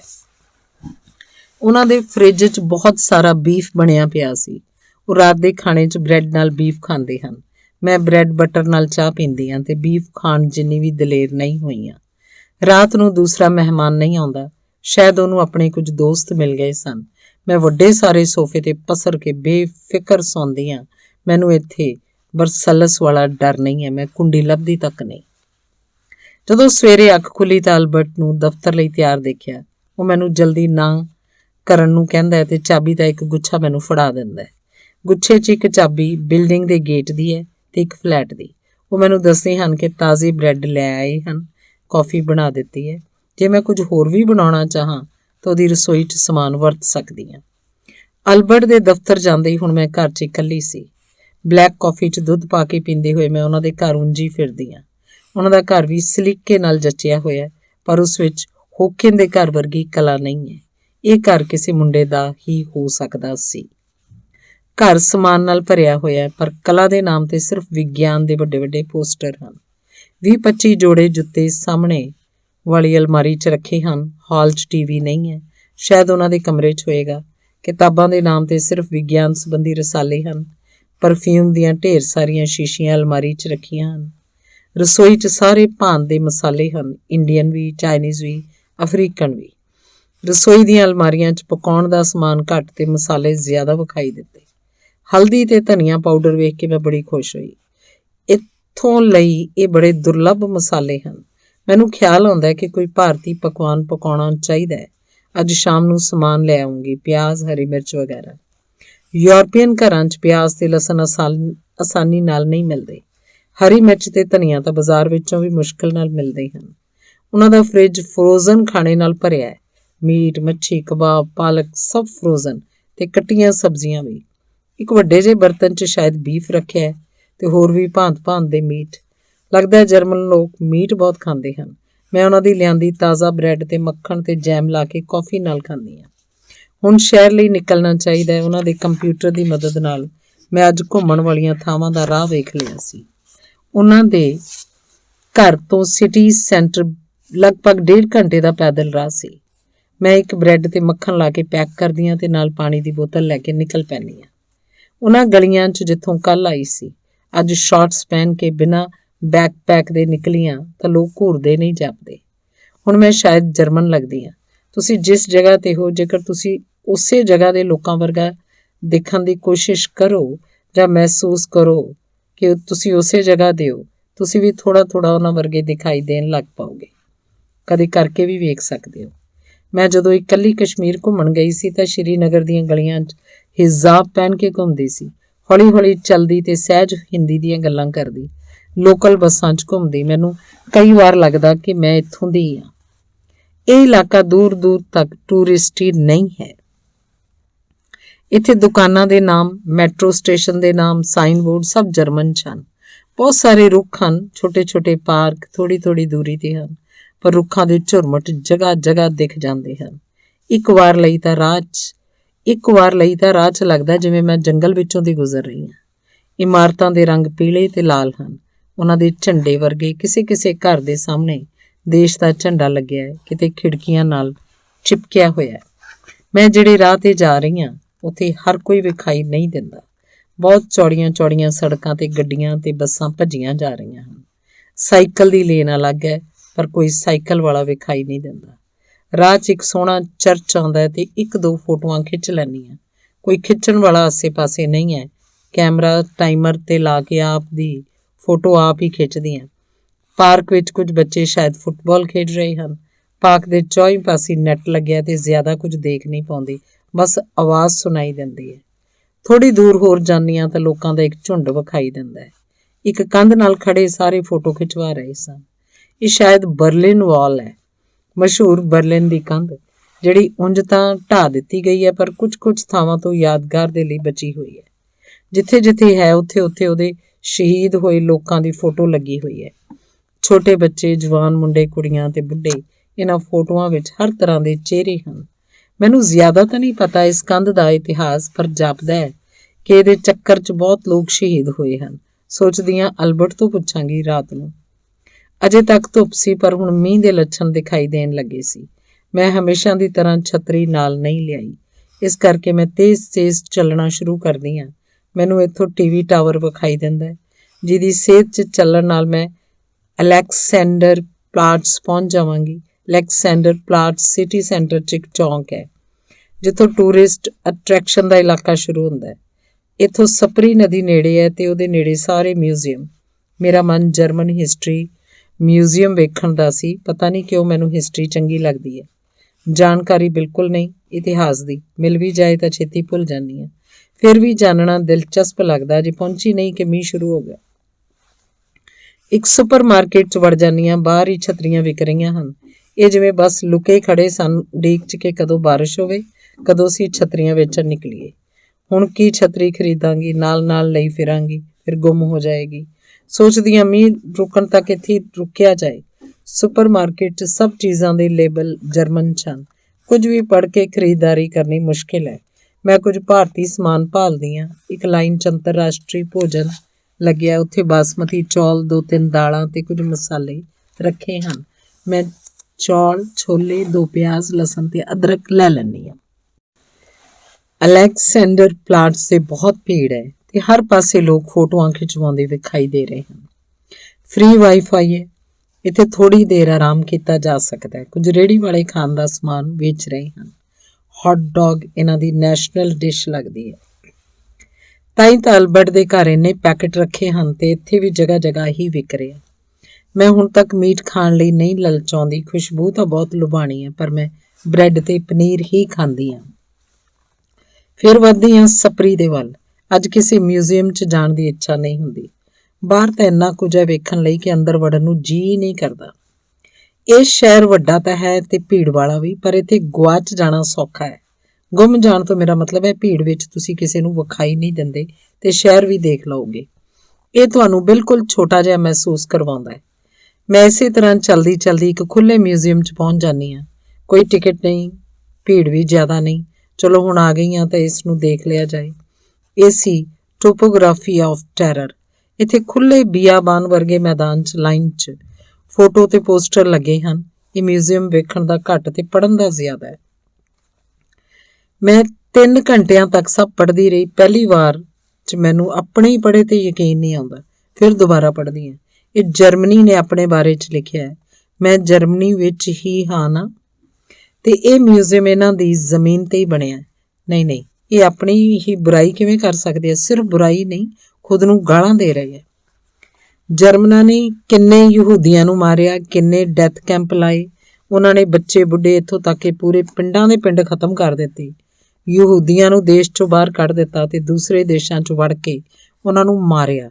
ਇਹ ਸਭ ਗੱਲਾਂ ਤਾਂ ਇੱਥੇ ਦਰਜ ਹੈ ਹੀ। ਆਪਣੇ ਦੇਸ਼ ਦੇ ਨਾਜ਼ੀ ਸੈਨਿਕਾਂ ਦੀਆਂ ਫੋਟੋ ਲਗਾਈਆਂ ਹਨ। ਉਹਨਾਂ ਨੂੰ ਕਸਾਈਆਂ ਦੀ ਉਪਾਧੀ ਦਿੱਤੀ ਗਈ ਹੈ। ਕਿਵੇਂ ਕਿਸ ਨੇ ਯਹੂਦੀਆਂ ਦੀਆਂ ਹੱਤਿਆਵਾਂ ਨੂੰ ਅੰਜਾਮ ਦਿੱਤਾ।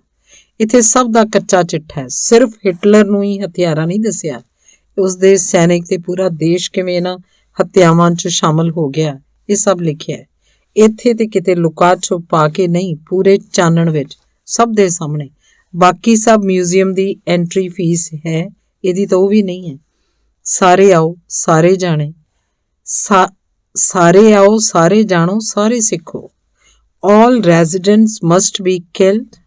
No prisoners are to be taken. Warsaw is to be razed to the ground, setting in a frightening example for all Europe. Hitler ਦਾ ਹੁਕਮ। ਜੋ ਵੀ ਇੱਥੇ ਰਹਿੰਦਾ ਸਭ ਨੂੰ ਖਤਮ ਕਰ ਦਿਓ। ਕੋਈ ਕੈਦੀ ਨਹੀਂ ਚਾਹੀਦਾ। ਵਾਰਸਾ ਨੂੰ ਇਸ ਤਰ੍ਹਾਂ ਮਿੱਟੀ 'ਚ ਮਿਲਾ ਦਿਓ ਕਿ ਪੂਰਾ ਯੂਰਪ ਵੇਖੇ ਤੇ ਡਰੇ। ਬਿਨਾਂ ਕਿਸੇ ਲਾਗ ਲਪੇਟ ਦੇ, ਬਿਨਾਂ ਕੋਈ ਸਫਾਈ ਦਿੱਤੇ, ਸਿੱਧਾ ਸਾਦਾ ਲਿਖਿਆ ਸੀ, ਅਸੀਂ ਇਹ ਸਭ ਕੀਤਾ, ਅਸੀਂ ਹਥਿਆਰੇ ਸਾਂ। ਹਿਟਲਰ ਸਾਡਾ ਨੇਤਾ ਸੀ ਤੇ ਅਸੀਂ ਸਾਰੇ ਉਸੇ ਦੀ ਸੁਣਦੇ ਸਾਂ। ਇੰਨਾ ਸਪਸ਼ਟ ਲਿਖਿਆ ਕਿ ਪੜ੍ਹਨ ਵਾਲਾ ਬੇਚੈਨ ਹੋ ਜਾਏ। ਆਪਣੀਆਂ ਬੁਰੀਆਂ ਕਰਤੂਤਾਂ ਨੂੰ ਸਿਰਫ ਮੰਨਣਾ ਹੀ ਨਹੀਂ, ਪੂਰੀ ਦੁਨੀਆ ਨੂੰ ਦੱਸਣਾ, ਆਪਣੀ ਆਉਣ ਵਾਲੀ ਪੀੜ੍ਹੀ ਨੂੰ ਦੱਸਣਾ ਕਿ ਕਿਤੇ ਕੋਈ ਭੁੱਲ ਨਾ ਜਾਏ, ਕਿਤੇ ਭੁੱਲ ਕੇ ਵੀ ਫਿਰ ਇਹੋ ਜਿਹੀ ਭੁੱਲ ਨਾ ਹੋ ਜਾਏ। ਜੇਕਰ ਐਵੇਂ ਕੋਈ ਮਾਫੀ ਮੰਗੇ ਤਾਂ ਕੋਈ ਕਿਵੇਂ ਨਾ ਮਾਫ ਕਰੇ। ਇਸ ਤੋਂ ਬਾਅਦ ਕੁਝ ਹੋਰ ਵੇਖਣਾ ਸੰਭਵ ਨਹੀਂ ਸੀ। ਹੁਣ ਘਰ ਨੂੰ ਚੱਲਿਆ ਜਾਏ। ਅਲਬਰਟ ਘਰ ਆ ਚੁੱਕੇ ਸਨ। ਮੈਂ ਅਦਰਕ ਵਾਲੀ ਚਾਹ ਬਣਾਈ ਤੇ ਅਗਲੇ ਦਿਨ ਬਣਾਉਣ ਦੇ ਲਈ ਛੋਲੇ ਭਿਉਂ ਦਿੱਤੇ। ਡਿਨਰ 'ਚ ਅਜੇ ਸਮਾਂ ਹੈ। ਬਾਕੀ ਯੂਰਪ 'ਚ ਲੋਕ ਇੰਗਲੈਂਡ ਦੀ ਤਰ੍ਹਾਂ ਦਿਨ ਛਿਪਣ ਤੋਂ ਪਹਿਲਾਂ ਨਹੀਂ ਖਾਂਦੇ। 7 ਤੇ 8 ਦੇ ਵਿਚਕਾਰ ਡਿਨਰ ਹੁੰਦਾ ਹੈ, ਕਦੇ ਕਦਾਈ ਹੋਰ ਵੀ ਦੇਰ ਨਾਲ। ਬ੍ਰੈਡ ਤੇ ਪਨੀਰ ਬਹੁਤ ਖਾਂਦੇ ਹਨ ਇਹ ਲੋਕ, ਤੇ ਨਾਲ ਬਹੁਤ ਸਾਰਾ ਮੀਟ ਵੀ। ਸਬਜ਼ੀਆਂ 'ਚ ਆਲੂ ਤੋਂ ਬਿਨਾਂ ਜ਼ਿਆਦਾ ਕੁਝ ਨਹੀਂ ਪਤਾ ਇਹਨਾਂ ਨੂੰ, ਤੇ ਦਾਲਾਂ ਤਾਂ ਹੈ ਹੀ ਨਹੀਂ। ਪਰ ਸਲਾਦ ਬਹੁਤ ਖਾਂਦੇ ਹਨ। ਕਦੇ ਕਦੇ ਬ੍ਰੈਡ ਦੀ ਜਗ੍ਹਾ ਤੇ ਸਿਰਫ ਮੀਟ ਤੇ ਸਲਾਦ। ਖੀਰੇ ਟਮਾਟਰ ਵਾਲਾ ਸਲਾਦ ਨਹੀਂ, ਰੰਗ ਬਿਰੰਗੇ ਪੱਤਿਆਂ ਵਾਲਾ ਸਲਾਦ। ਵਾਈਨ ਤੇ ਬੀਅਰ ਵੀ ਬਹੁਤ ਪੀਂਦੇ ਹਨ। ਮੈਂ ਸੋਚਦੀ ਹਾਂ ਇਹ ਸਾਡੇ ਤੋਂ ਸਿਹਤ ਵਿੱਚ ਅੱਗੇ ਕਿਵੇਂ ਹਨ। ਇੱਥੇ ਵੱਡੀ ਉਮਰ ਦੀਆਂ ਔਰਤਾਂ ਵੀ ਇੱਕਦਮ ਫਿੱਟ ਵਿਖਾਈ ਦਿੰਦੀਆਂ ਹਨ ਤੇ ਬੁੱਢੇ ਲੋਕ ਵੀ ਬੁੱਢੇ ਨਹੀਂ ਲੱਗਦੇ। ਸ਼ਾਇਦ ਪ੍ਰਦੂਸ਼ਣ ਨਾ ਹੋਣ ਦਾ ਅਸਰ ਹੋਏਗਾ। ਇੰਨਾ ਚੱਲਦੇ ਹਨ, ਸਾਈਕਲ ਵੀ ਚਲਾਉਂਦੇ ਹਨ, ਫਿਰ ਕੁਝ ਖੇਡਾਂ ਵੀ ਖੇਡਦੇ ਹਨ। ਇਕੱਲੇ ਰਹਿਣ ਦੇ ਕਾਰਨ ਨਾਲ ਤਾਂ ਨਹੀਂ ਇਹਨਾਂ ਦੀ ਉਮਰ ਰੁਕ ਜਾਂਦੀ। ਕਿੰਨੀਆਂ ਵਾਧੂ ਦੀਆਂ ਚਿੰਤਾਵਾਂ ਤੋਂ ਬਚ ਜਾਂਦੇ ਹੋਣਗੇ। ਬੱਚਿਆਂ ਦੀ ਚਿੰਤਾ ਤਾਂ ਠੀਕ, ਫਿਰ ਇਹਨਾਂ ਦੇ ਬੱਚਿਆਂ ਦੀ ਵੀ, ਜਦ ਸ਼ਾਇਦ ਇੰਨਾ ਘੁੰਮਦੇ ਫਿਰਦੇ ਹੈ ਇਸ ਲਈ ਜਵਾਨ ਰਹਿੰਦੇ ਹੈ। ਇੱਕ ਜਗ੍ਹਾ ਤੇ ਜੜ ਹੋ ਜਾਣ ਕਾਰਨ ਵੀ ਸ਼ਾਇਦ ਬੁਢਾਪਾ ਛੇਤੀ ਆ ਜਾਂਦਾ ਹੈ। ਨਵੀਆਂ ਥਾਵਾਂ ਵੇਖਣ, ਨਵੇਂ ਲੋਕਾਂ ਨੂੰ ਮਿਲਣ, ਨਵੀਂ ਭਾਸ਼ਾ, ਨਵਾਂ ਖਾਣਾ, ਨਵੀਆਂ ਗਲੀਆਂ ਵੇਖ ਜਿਉਂ ਕਿ ਵੀ ਬਚਪਨਾ ਬਣਿਆ ਰਹਿੰਦਾ ਹੈ। ਅੱਜ ਮੈਂ ਬਹੁਤ ਸਾਰੇ ਸਵਾਲ ਕਰਨੇ ਸਨ ਅਲਬਰਟ ਨੂੰ। ਪਹਿਲੇ ਤੇ ਦੂਸਰੇ ਵਿਸ਼ਵ ਯੁੱਧ ਦੇ ਬਾਰੇ 'ਚ ਪੜ੍ਹਿਆ ਕਈ ਵਾਰ ਸੀ, ਪਰ ਸਮਝ ਕਦੇ ਨਹੀਂ ਸੀ ਆਇਆ ਕੁਝ। ਅੱਜ ਤਾਂ ਸਭ ਕੁਝ ਪੁੱਛ ਲੈਣਾ ਸੀ ਮੈਂ। ਜਰਮਨ ਦੀ ਸੰਸਕ੍ਰਿਤੀ, ਉਹਦਾ ਇਤਿਹਾਸ, ਹਿਟਲਰ, ਅਜਾਇਬ ਘਰ, ਕੰਧ, ਸਭ ਦੇ ਬਾਰੇ ਜਾਣਨਾ ਸੀ ਮੈਂ। ਤੇ ਹਾਂ, ਮੈਂ ਇੱਥੇ 3-4 ਦਿਨ ਜ਼ਿਆਦਾ ਰੁਕਣ ਦਾ ਮਨ ਤਾਂ ਪਹਿਲੇ ਹੀ ਬਣਾ ਲਿਆ ਸੀ। ਉਂਝ ਵੀ ਅੱਗੇ ਮੈਂ ਪ੍ਰਾਗ ਜਾਣਾ ਸੀ ਤੇ ਕਿਸੇ ਹੋਸਟ ਜਾਂ ਲਿਫਟ ਦਾ ਇੰਤਜ਼ਾਮ ਅਜੇ ਤੱਕ ਹੋਇਆ ਨਹੀਂ ਸੀ। ਮੈਂ ਲਿਖਿਆ ਕਾਫੀ ਲੋਕਾਂ ਨੂੰ ਸੀ, ਪਰ ਜਾਂ ਤਾਂ ਜਵਾਬ ਨਾ 'ਚ ਹੀ ਆਇਆ ਜਾਂ ਆਇਆ ਹੀ ਨਹੀਂ ਸੀ। ਅਲਬਰਟ ਦੇ ਸ਼ਬਦਾਂ 'ਚ ਜਰਮਨ ਇਤਿਹਾਸ ਇਹ ਸੀ। ਉਸ ਸਮੇਂ ਆਸਟਰੀਆ ਤੇ ਹੰਗਰੀ ਇੱਕ ਹੀ ਸਾਮਰਾਜ ਸੀ ਤੇ ਜਿਹਦਾ ਨਾਮ ਸੀ ਆਸਟ੍ਰਿਚ ਉਂਗਰੀ। ਉਹਦੇ ਰਾਜੇ ਦਾ ਕਤਲ ਹੋਇਆ ਸੀ ਤੇ ਹਥਿਆਰ ਦਿੱਤੇ ਸੀ ਰੂਸ ਨੇ। ਆਸਟ੍ਰਿਚ ਉਂਗਰੀ ਤੇ ਜਰਮਨ ਨੇ ਮਿਲ ਕੇ ਰੂਸ ਦੇ ਖਿਲਾਫ ਜੰਗ ਛੇੜ ਦਿੱਤੀ। ਮੈਦਾਨ 'ਚ ਰੂਸ ਦੇ ਨਾਲ ਇੰਗਲੈਂਡ ਤੇ ਫਰਾਂਸ ਕੁੱਦ ਪਏ। ਰੂਸ ਦੇ ਨਾਲ ਤਾਂ ਸ਼ਾਂਤੀ ਸਮਝੌਤੇ ਦੀ ਗੱਲ ਹੋ ਗਈ 1917 ਵਿੱਚ, ਪਰ ਫਰਾਂਸ ਤੇ ਇੰਗਲੈਂਡ ਦੇ ਸਾਹਮਣੇ ਜਰਮਨੀ ਨੂੰ 1918 'ਚ ਸਰੈਂਡਰ ਕਰਨਾ ਪਿਆ। ਜਰਮਨੀ ਦੀ ਮਿੱਟੀ ਪਲੀਤ ਹੋ ਗਈ। ਸਰੈਂਡਰ ਕਰਕੇ ਜਰਮਨ ਬਹੁਤ ਗੁੱਸੇ 'ਚ ਤੇ ਦੁਖੀ ਸੀ। ਜਰਮਨਾਂ ਦੇ ਨਾਲ ਪੋਲੈਂਡ ਤੇ ਚੈਕ ਰਿਪਬਲਿਕ ਵਿੱਚ ਬਹੁਤ ਬੁਰਾ ਵਿਹਾਰ ਹੋਣ ਲੱਗਾ। ਫਿਰ ਆਇਆ ਹਿਟਲਰ, ਸਭ ਨੂੰ ਬਚਾਉਣ, ਸਭ ਦਾ ਬਦਲਾ ਲੈਣ। 1935 ਤੋਂ 1939 'ਚ ਹਿਟਲਰ ਨੇ ਸੈਨਾ ਖੜੀ ਕੀਤੀ। 1939 'ਚ ਚੈਕ ਤੇ ਆਸਟਰੀਆ ਗਿਆ। ਉਹਨਾਂ ਨੂੰ ਜਰਮਨ ਨਾਮ ਦੇ ਦਿੱਤਾ। ਉੱਥੋਂ ਦੇ ਲੋਕਾਂ ਨੇ ਵੀ ਹਿਟਲਰ ਦਾ ਬਹੁਤ ਸਵਾਗਤ ਕੀਤਾ ਤੇ ਖੁਦ ਨੂੰ ਜਰਮਨ ਕਹਿਣ ਲੱਗੇ। ਪਤਾ ਨਹੀਂ ਕੀ ਪਾਗਲਪਨ ਸੀ। ਹਿਟਲਰ ਹੋਰ ਗੁਆਂਢੀ ਦੇਸ਼ਾਂ ਤੇ ਕਬਜ਼ਾ ਕਰਦਾ ਚਲਾ ਗਿਆ। ਪੋਲੈਂਡ ਤੇ ਹਿਟਲਰ ਨੇ ਕਬਜ਼ਾ ਕਰ ਲਿਆ। ਹੁਣ ਇੰਗਲੈਂਡ ਤੇ ਫਰਾਂਸ ਨੇ ਫਿਰ ਜਰਮਨੀ ਦੇ ਖਿਲਾਫ ਜੰਗ ਦਾ ਐਲਾਨ ਕੀਤਾ। ਪਰ ਹਿਟਲਰ ਨੇ ਕਿੱਥੋਂ ਰੁਕਣਾ ਸੀ। 1941-42 'ਚ ਜਰਮਨੀ ਤੇ ਉਹਦੇ ਨਾਲ ਦੇ ਦੇਸ਼ ਆਪਣੀ ਤਾਕਤ ਦੀ ਚਰਮ ਸੀਮਾ ਤੇ ਸੀ। ਹੋਰ ਤਾਂ ਹੋਰ ਰੂਸ ਵਿੱਚ ਵੀ ਵੜਨ ਲੱਗਿਆ ਸੀ ਹਿਟਲਰ। ਫਿਰ ਆਇਆ ਅਮਰੀਕਾ ਮਦਦ ਕਰਨ ਰੂਸ, ਫਰਾਂਸ, ਇੰਗਲੈਂਡ ਤੇ ਅਲਾਈਡ ਦੇਸ਼ਾਂ ਦੀ। ਇੰਗਲੈਂਡ ਦੀ ਹਵਾਈ ਸੈਨਾ ਦਾ ਕੋਈ ਮੁਕਾਬਲਾ ਨਹੀਂ ਸੀ। 1943 'ਚ ਜਰਮਨ ਦੀ ਹਰੇਕ ਇਮਾਰਤ ਤੇ ਬੰਬਬਾਰੀ ਕੀਤੀ ਗਈ। ਹੁਣ ਜਰਮਨ ਪੂਰੀ ਤਰ੍ਹਾਂ ਨਾਲ ਪਸਤ ਸੀ। ਅਲਬਰਟ ਦਾ ਦਾਦਾ ਹਿਟਲਰ ਦੀ ਪਲਟਨ 'ਚ ਸਿਪਾਹੀ ਸੀ। ਉਹ ਦੱਸਦੇ ਹਨ ਕਿ ਉਹ ਉਹਨਾਂ ਦਿਨਾਂ ਦਾ ਜ਼ਿਕਰ ਨਹੀਂ ਕਰਦੇ। ਉਹਨਾਂ ਲਈ ਸਭ ਇੰਨਾ ਕਾਲਾ ਤੇ ਸਫੈਦ ਨਹੀਂ ਹੈ। ਉਹ ਸਮਝਦੇ ਹੈ ਕਿ ਜੇਕਰ ਹਿਟਲਰ ਪੋਲੈਂਡ ਜਾਣ ਤੋਂ ਪਹਿਲਾਂ ਰੁਕ ਜਾਂਦਾ ਤਾਂ ਉਹਨਾਂ ਦੇ ਅਨੁਸਾਰ ਹਿਟਲਰ ਨੇ ਦੇਸ਼ ਦਾ ਬਹੁਤ ਭਲਾ ਕੀਤਾ ਸੀ। ਨਵੀਂ ਪੀੜ੍ਹੀ ਵਾਲੀ ਹਿਟਲਰ ਘਿਰਣਾ ਉਹਨਾਂ 'ਚ ਨਹੀਂ ਸੀ। ਉਹਨਾਂ ਤੋਂ ਜ਼ਿਆਦਾ ਕੁਝ ਬੁਲਵਾਉਣਾ ਵੀ ਸੌਖਾ ਨਹੀਂ। ਪੂਰੀ ਦੁਨੀਆ ਉਹਨਾਂ ਨੂੰ ਜੱਜ ਕਰਨ ਬੈਠੀ ਤੇ ਜਿਵੇਂ ਕਿ ਇਤਿਹਾਸ ਹਮੇਸ਼ਾ ਜਿੱਤਣ ਵਾਲਾ ਲਿਖਦਾ ਹੈ, ਇਹ ਇਤਿਹਾਸ ਸ਼ਾਇਦ ਅਮਰੀਕਾ ਨੇ ਲਿਖਿਆ। ਸਭ ਕੁਝ ਖਤਮ ਹੋ ਜਾਣ ਤੋਂ ਬਾਅਦ ਜਰਮਨੀ ਨੂੰ ਦੁਬਾਰਾ ਖੜਾ ਹੋਣ 'ਚ ਮਦਦ ਵੀ ਅਮਰੀਕਾ ਨੇ ਹੀ ਕੀਤੀ। ਮਾਰਸ਼ਲ ਪਲਾਨ ਦੇ ਤਹਿਤ ਤੇ ਬਦਲੇ 'ਚ ਡੈਮੋਕ੍ਰੈਟਿਕ ਸਿਸਟਮ ਦੀ ਸ਼ਰਤ ਰੱਖੀ। ਇਹ ਅਮਰੀਕਾ ਦਾ ਕੀ ਸਿਸਟਮ ਹੈ ਪਤਾ ਨਹੀਂ। ਇਹ ਚੰਗਾ ਜਾਂ ਬੁਰਾ ਹੈ ਜਾਂ ਫਿਰ ਇਹ ਬਸ ਦਾਦਾ ਹੈ, ਜਦੋਂ ਮਨ ਕਰੇ ਚੰਗਾ, ਜਦੋਂ ਮਨ ਕਰੇ ਬੁਰਾ। ਵਿਸ਼ਵ ਯੁੱਧ ਦੇ ਬਾਰੇ 'ਚ ਐਲਬਰਟ ਦੀਆਂ ਸੰਖੇਪ ਜੀਆਂ ਦੱਸੀਆਂ ਗੱਲਾਂ ਸਹੀ ਜਾਂ ਗਲਤ ਜੋ ਵੀ ਸੀ, ਪਰ ਇਸ ਨਾਲ ਮੈਨੂੰ ਹਿਸਟਰੀ ਮਿਊਜ਼ੀਅਮ ਵੇਖਣ ਦੀ ਇੱਕ ਵਜ੍ਹਾ ਤੇ ਦਿਸ਼ਾ ਮਿਲ ਗਈ।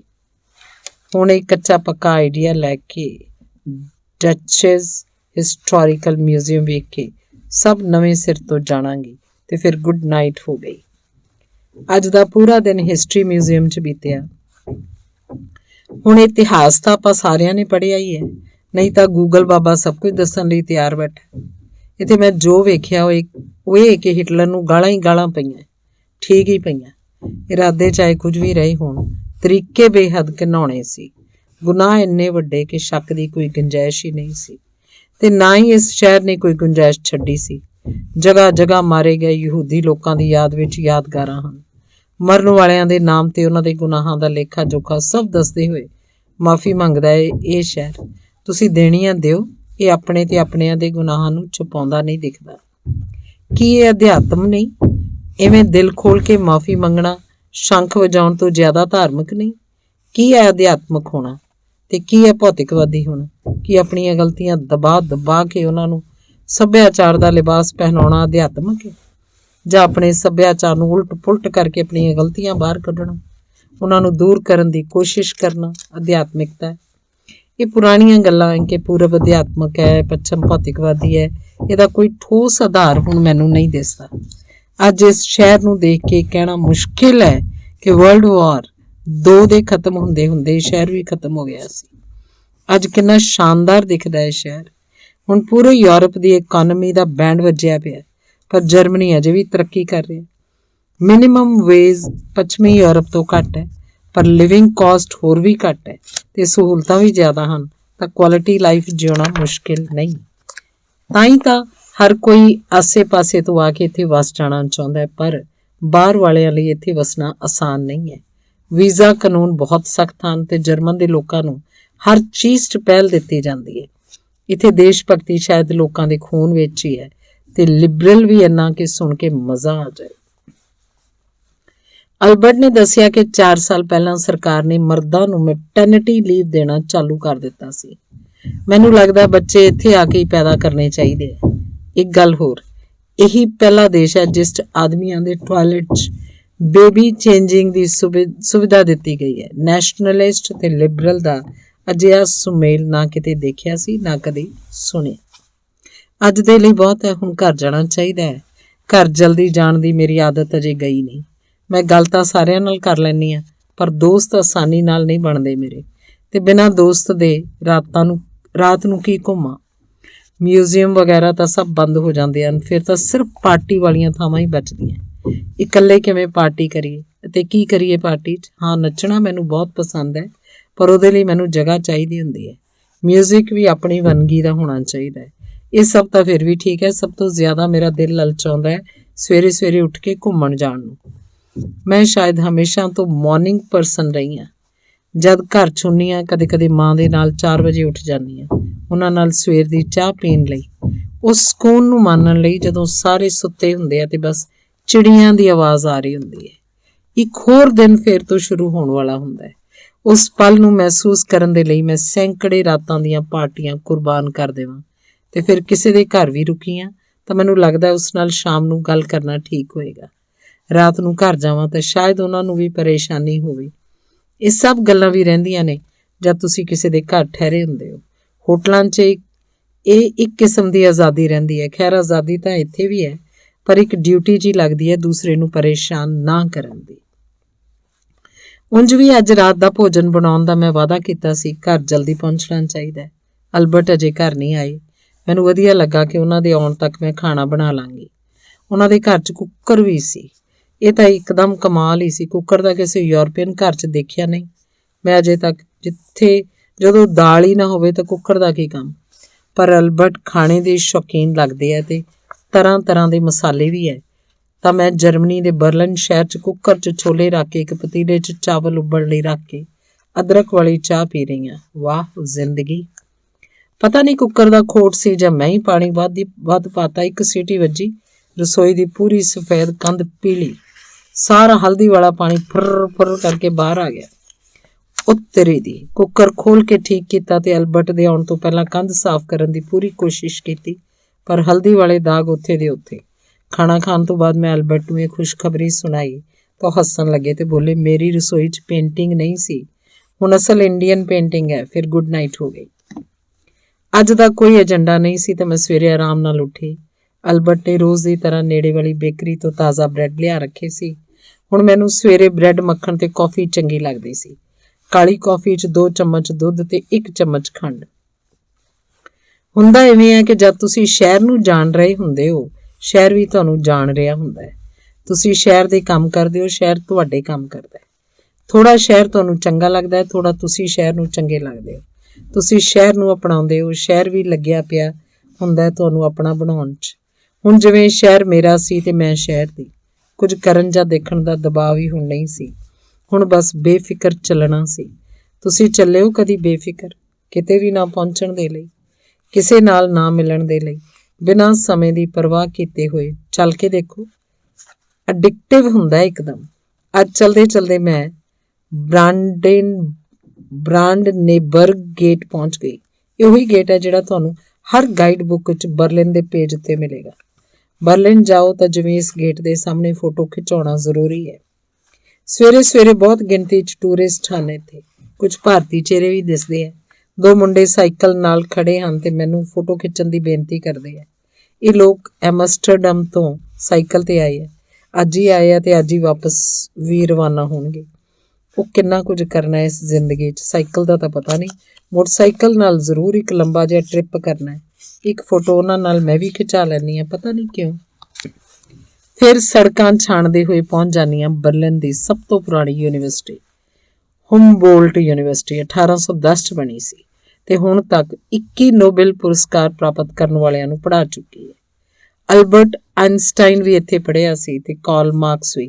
ਫਿਜ਼ਿਕਸ ਪ੍ਰੇਮੀ ਅਲਬਰਟ ਨੂੰ ਤਾਂ ਸ਼ਾਇਦ ਹਿਟਲਰ ਤੋਂ ਇਸ ਲਈ ਨਫ਼ਰਤ ਹੈ ਕਿ ਉਹਦੇ ਹਮਨਾਮ ਅਲਬਰਟ ਆਇਨਸਟਾਈਨ ਨੂੰ ਦੇਸ਼ ਤੋਂ ਨਿਕਲਣਾ ਪਿਆ ਸੀ।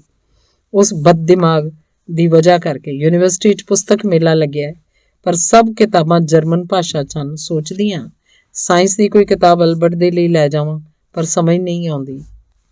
ਨੇੜੇ ਹੀ ਸਪਰੀ ਵਗਦੀ ਸੀ। ਉਹਦੇ ਨਾਲ ਮਿਊਜ਼ੀਅਮ ਆਈਲੈਂਡ ਤੇ ਬਰਲਿਨ ਕੈਥੇਡਰਲ ਦੀ ਬੇਹੱਦ ਦਿਲ ਖਿੱਚਵੀਂ ਬਿਲਡਿੰਗ ਉਹਦੇ ਸਾਹਮਣੇ ਆ। ਇੱਕ ਵੱਡਾ ਸਾਰਾ ਪਾਰਕ ਵਿੱਚ ਖੂਬ ਚਹਿਲ ਪਹਿਲ ਹੈ। ਜਗ੍ਹਾ ਜਗ੍ਹਾ ਤੇ ਲੋਕ ਮਿਊਜ਼ਿਕ ਵਜਾ ਰਹੇ ਹਨ, ਪਿਕਨਿਕ ਮਨਾ ਰਹੇ ਹਨ। ਇੱਕ ਬੈਂਚ ਤੇ ਇੱਕ ਜੋੜਾ ਦੁਨੀਆ ਤੋਂ ਬੇਖਬਰ ਕਿਸ ਕਰ ਰਿਹਾ ਹੈ। ਬੱਚੇ ਫੁਹਾਰੇ ਦੇ ਹੇਠਾਂ ਉਛਲ ਕੂਦ ਕਰ ਰਹੇ ਹਨ। ਪਤਾ ਨਹੀਂ ਕਿਵੇਂ ਮੇਰੇ ਮਨ 'ਚ ਮਿਊਜ਼ੀਅਮ ਜਾਣ ਦੀ ਗੱਲ ਆਉਂਦੀ ਹੈ। ਸੱਚ ਦੱਸਾਂ ਤਾਂ ਨਾਮ ਵੀ ਯਾਦ ਨਹੀਂ, ਪਰ ਇੰਨੇ ਸਾਰੇ ਮਿਊਜ਼ੀਅਮ ਦੇਖ ਇੱਕ ਤਰ੍ਹਾਂ ਦਾ ਦਬਾਅ ਜਿਹਾ ਬਣ ਗਿਆ ਕਿ 1-2 ਤਾਂ ਦੇਖ ਹੀ ਲਵਾਂ। ਲਾਈਨ 'ਚ ਲਾ ਕੇ 10-15 ਯੂਰੋ ਦੀ ਟਿਕਟ ਵੀ ਲਈ। ਫਿਰ ਅੰਦਰ ਪਹੁੰਚੀ, ਲੱਗਿਆ ਗਲਤ ਆ ਗਈ। ਬਾਹਰ ਪਾਰਕ 'ਚ ਬੈਠ ਕੇ ਸੰਗੀਤ ਸੁਣਨਾ ਚਾਹੀਦਾ ਸੀ, ਪਰ ਹੁਣ ਤਾਂ ਟਿਕਟ ਵੀ ਖਰੀਦ ਲਈ ਸੀ। ਮਿਊਜ਼ੀਅਮ ਇੱਕ ਸ਼ਹਿਰ 'ਚ ਇੱਕ ਹੀ ਦੇਖਣਾ ਚਾਹੀਦਾ ਹੈ।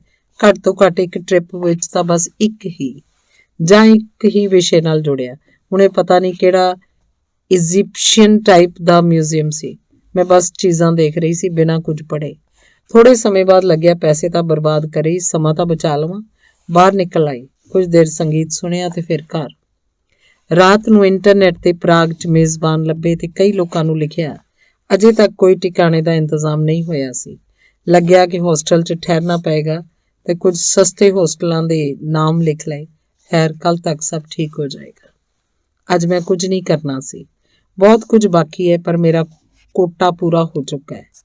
ਕਹਿਣ ਨੂੰ ਤਾਂ 1 ਮਹੀਨਾ ਵੀ ਘੱਟ ਸੀ ਪੂਰਾ ਬਰਲਿਨ ਦੇਖਣ ਦੇ ਲਈ, ਪਰ ਮੈਂ ਹੋਰ ਦੇਖਦੀ ਤਾਂ ਅੱਕ ਜਾਂਦੀ। ਜਿੰਨਾ ਹਜ਼ਮ ਹੋ ਸਕੇ, ਸ਼ਹਿਰ ਨੂੰ ਵੀ ਓਨਾ ਹੀ ਦੇਖਣਾ ਚਾਹੀਦਾ ਹੈ। ਅੱਜ ਰਾਤ ਪ੍ਰਾਗ ਤੋਂ ਇੱਕ ਮੇਜ਼ਬਾਨ ਦਾ ਬੜਾ ਅਜੀਬ ਜਿਹਾ ਜਵਾਬ ਆਇਆ। ਉਹਨੇ ਲਿਖਿਆ ਸੀ ਕਿ ਉਹਦੇ ਘਰ 'ਚ 30 ਹੋਰ ਲੋਕ ਰੁਕੇ ਹਨ। ਮੇਰਾ ਸਵਾਗਤ ਹੈ, ਪਰ ਜ਼ਿਆਦਾ ਪਰਸਨਲ ਸਪੇਸ ਨਹੀਂ ਮਿਲ ਸਕੇਗੀ। 30 ਲੋਕ? ਮਜ਼ਾਕ ਕਰਦਾ ਹੋਏਗਾ। ਸੰਯੋਗ ਨਾਲ ਗੱਡੀ ਦਾ ਵੀ ਜੁਗਾੜ ਹੋ ਗਿਆ। ਬਰਲਿਨ ਤੋਂ ਪ੍ਰਾਗ ਜ਼ਿਆਦਾ ਦੂਰ ਨਹੀਂ ਹੈ ਤੇ ਬਹੁਤ ਸਾਰੇ ਚੈੱਕ ਲੋਕ ਬਰਲਿਨ 'ਚ ਪੜ੍ਹਦੇ ਹਨ। ਉਹਨਾਂ ਦਾ ਆਉਣਾ ਜਾਣਾ ਲੱਗਿਆ ਰਹਿੰਦਾ ਹੈ। ਮੈਂ ਸਿਟੀ ਸੈਂਟਰ ਤੋਂ ਗੱਡੀ ਫੜਨੀ ਹੈ। ਅੱਗੇ ਹੈ ਪ੍ਰਾਗ। ਧੰਨਵਾਦ।